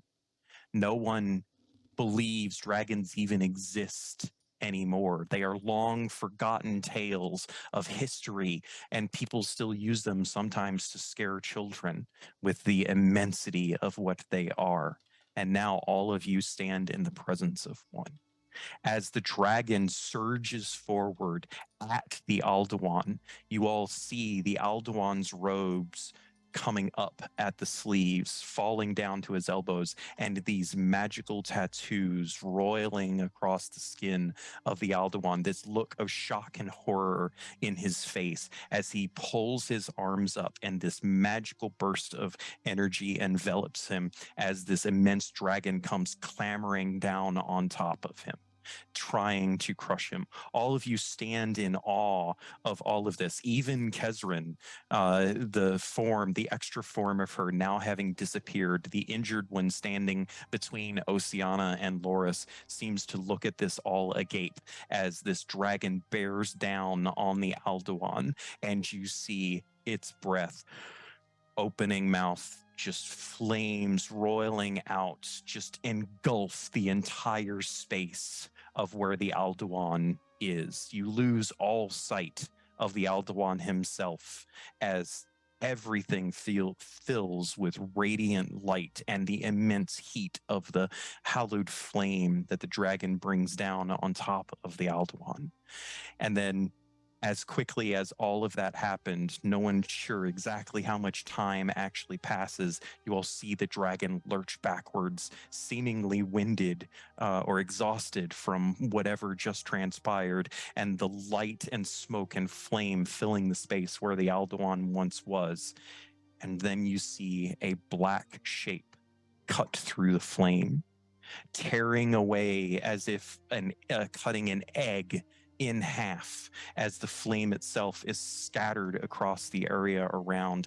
And you see the Alduin, not as he was before, but now standing there in black robes, charred flesh, angry red eyes, just smoke roiling off of him. You then all see a look of fear on the dragon. And all of you are at once overcome with fear of what has just transpired. As what used to be the Alduin, now changed and scarred as he is, looks at all of you, seemingly trying to compose himself, obviously in immense pain from enduring that radiant fire attack from the dragon, all that he could bear, seemingly trying to gather himself. The dragon turns and locks eyes with Aurora once again and says, in Aurora's mind, "Someone must know." And seemingly without understanding what any of that means, one of his wings scatters the room towards you. All of you find yourselves knocked off of your feet. And Aurora, first of all, because of where Aurora was standing previously, feels themselves thrown backwards, but not thrust into the cage. They all of a sudden see themselves disappearing through some type of magical creation. The rest of you, seeing this from a distance, are able to see the dragon seemingly summoning some kind of arcane pool of energy behind Aurora. And in that moment of flinging the wing to the side and thrusting you all, summoning this magical pool simultaneously. You find yourselves flung from the space, disappearing into the pool. As you disappear, you're able to all still see through this pool as the Alduin in his office, looking at the scene with the dragon standing in front of him, gets his composure and holding up one of his charred, smoking hands, the glowing magical tattoos coming through the char, surges forward a power of arcane energy that pierces through the chest of this dragon. And simultaneously, as the magical pool that the dragon had summoned vanishes, you see the dragon itself just shatter into pieces.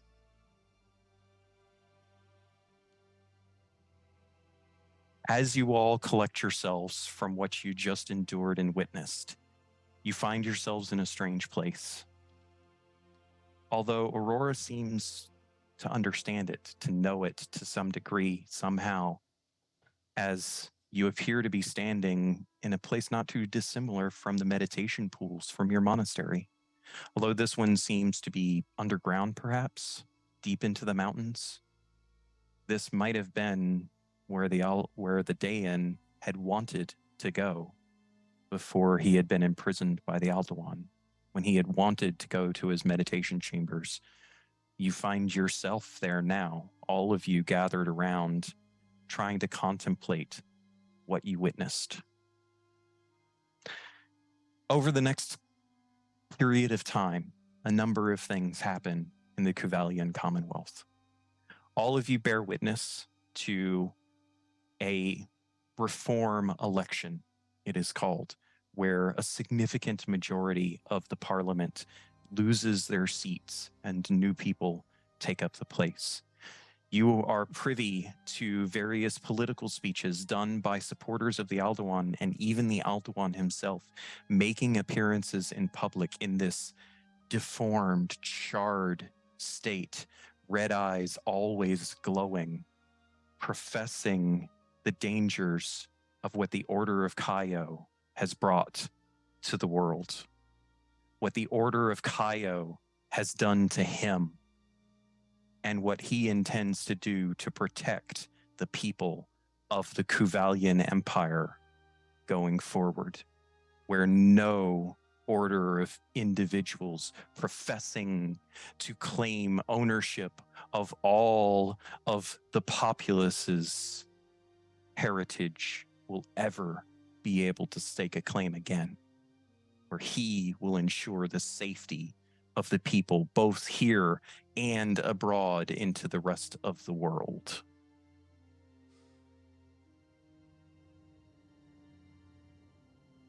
As you all bear witness to this over the coming weeks, knowing what you know, I would like for you each to go around and tell me what it is you think, or how it is you think all of this news impacts your characters and what they would do going forward. We'll start with you, Dave. Quick point of clarification. Do we know if Kesrin survived or was completely destroyed in this? You have every belief that they were completely destroyed in whatever transpired in the offices of the Alduin. Right. Loras will return after this happens to the boss and request a true leave of absence. And he takes it upon himself because he does not fully believe that Kesrin has been eliminated, and he takes on a bit of a different persona and makes it a point to the best of his ability to hunt down all agents of the Pentad, both near and far, and kill them. Okay. Barris? Well, seeing that, I mean, we did kind of go straight to the top and let our identities be known. I think after all this, Maris would definitely be under the mindset that it's time to seriously go underground I think that he would be a target for this new government. And I think in some ways he'd be inspired by the giant bag of foreign gold that he still has and does not know where it's come from.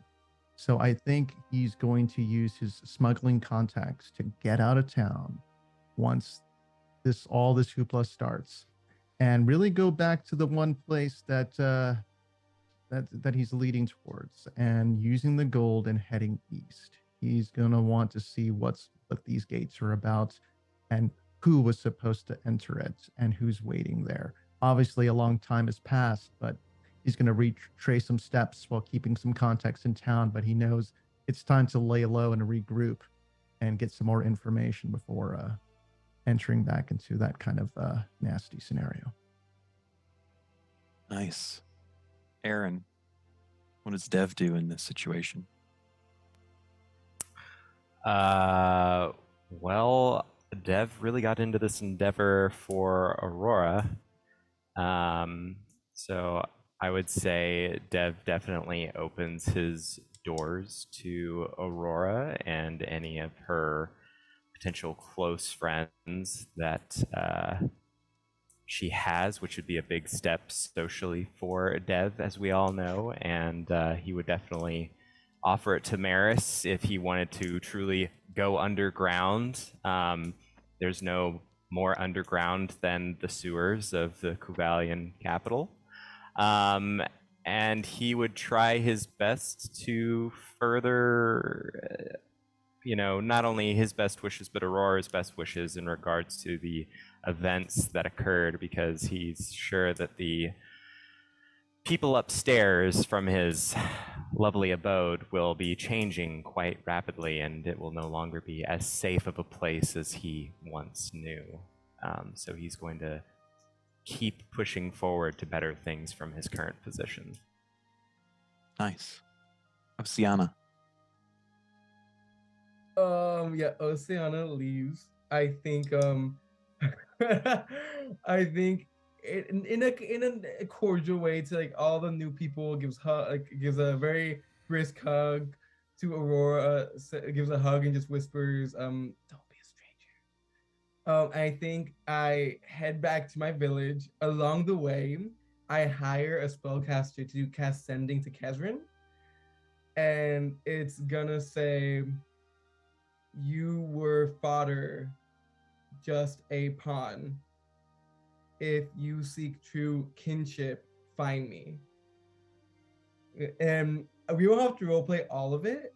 Basically, like the entire route back home, she is like whispering to like all of Oceana's followers, wherever they may be, saying, "Hey, the goddess ascendant has a message. Come meet, all that." And like a few weeks later, we like go to there with like all of her followers, how many little or many that is. And basically, Oceana the Ascendant says, "Hey, there is a great evil. The world is no longer as safe as we once believed it. The government and the structure that those in power in this country as we know it is collapsing into evil. We must protect ourselves and find others like us." And basically convinces her whole village to become kind of nomadic. And they all go deeper into the wilderness, searching for others like them. Nice. Love it. Okay. What happens to Aurora? I think, I think she takes on a little bit of Dev's personality, and for a little while she'll hang out underground, very hermity, only talking to Dev and Audacio, and when she feels things have maybe calmed down enough, I think that she might begin to try and reform the Order of Kaio, because I'm sure she would have thought that there were problems definitely in there, but also to try and give the city a backbone for the changes, and for the evil blackened crispy man who's taken over government. And I think she spends a lot of time feeling regret for bringing her friends into this, but hopes that they're doing what they need to do and living how they needed to live. Nice. Well, thank you, everyone. That was the rebirth of an empire. So you all got to bear witness to the changing landscape of Ysterra and especially Kuvalia. Thank you all for coming to tonight's stream. I hope that I get to keep doing more streams like this about Ysterra in the future. We shall see. Keep tuned in here on Guild Superior for all of the great things that we're doing right now. Let's do a quick, as we can, around the table, please. Tell us about yourselves and tell everyone where they can find you if you so wish. We will go ahead and start with Joey. Please tell everyone. Yeah, again, hi, Joey, he, him, his. Find me on Instagram at JoeyMedina99, Joey Medina 99. Yeah, I'm beginning to work on a podcast that centers queer POC voices. Keep in tune for that. And yeah, besides that, feel free to hit me up with any weird niche topics you want to discuss. I also work in a nonprofit that provides legal services to people in Maryland, primarily low-income members of the LGBT community. If that in any way is your situation, please reach out to me. I'm happy to speak as a member of them. But yeah, I'm super excited. Hope to do more of these. Thank y'all so much. Love it. Aaron. Hi, my name's Aaron, tabletop RPG enthusiast, hobbyist, miniature painter, healthcare worker.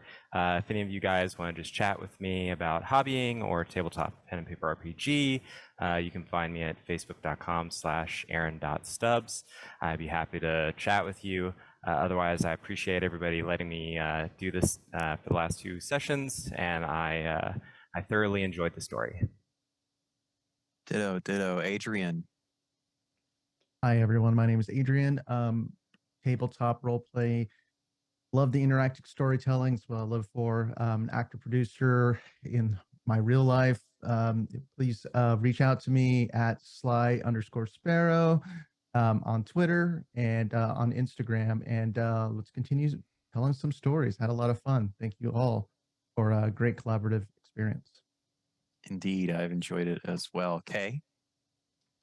Hi, my name is Kay, or you can find me at Caden Cosmos on most things now.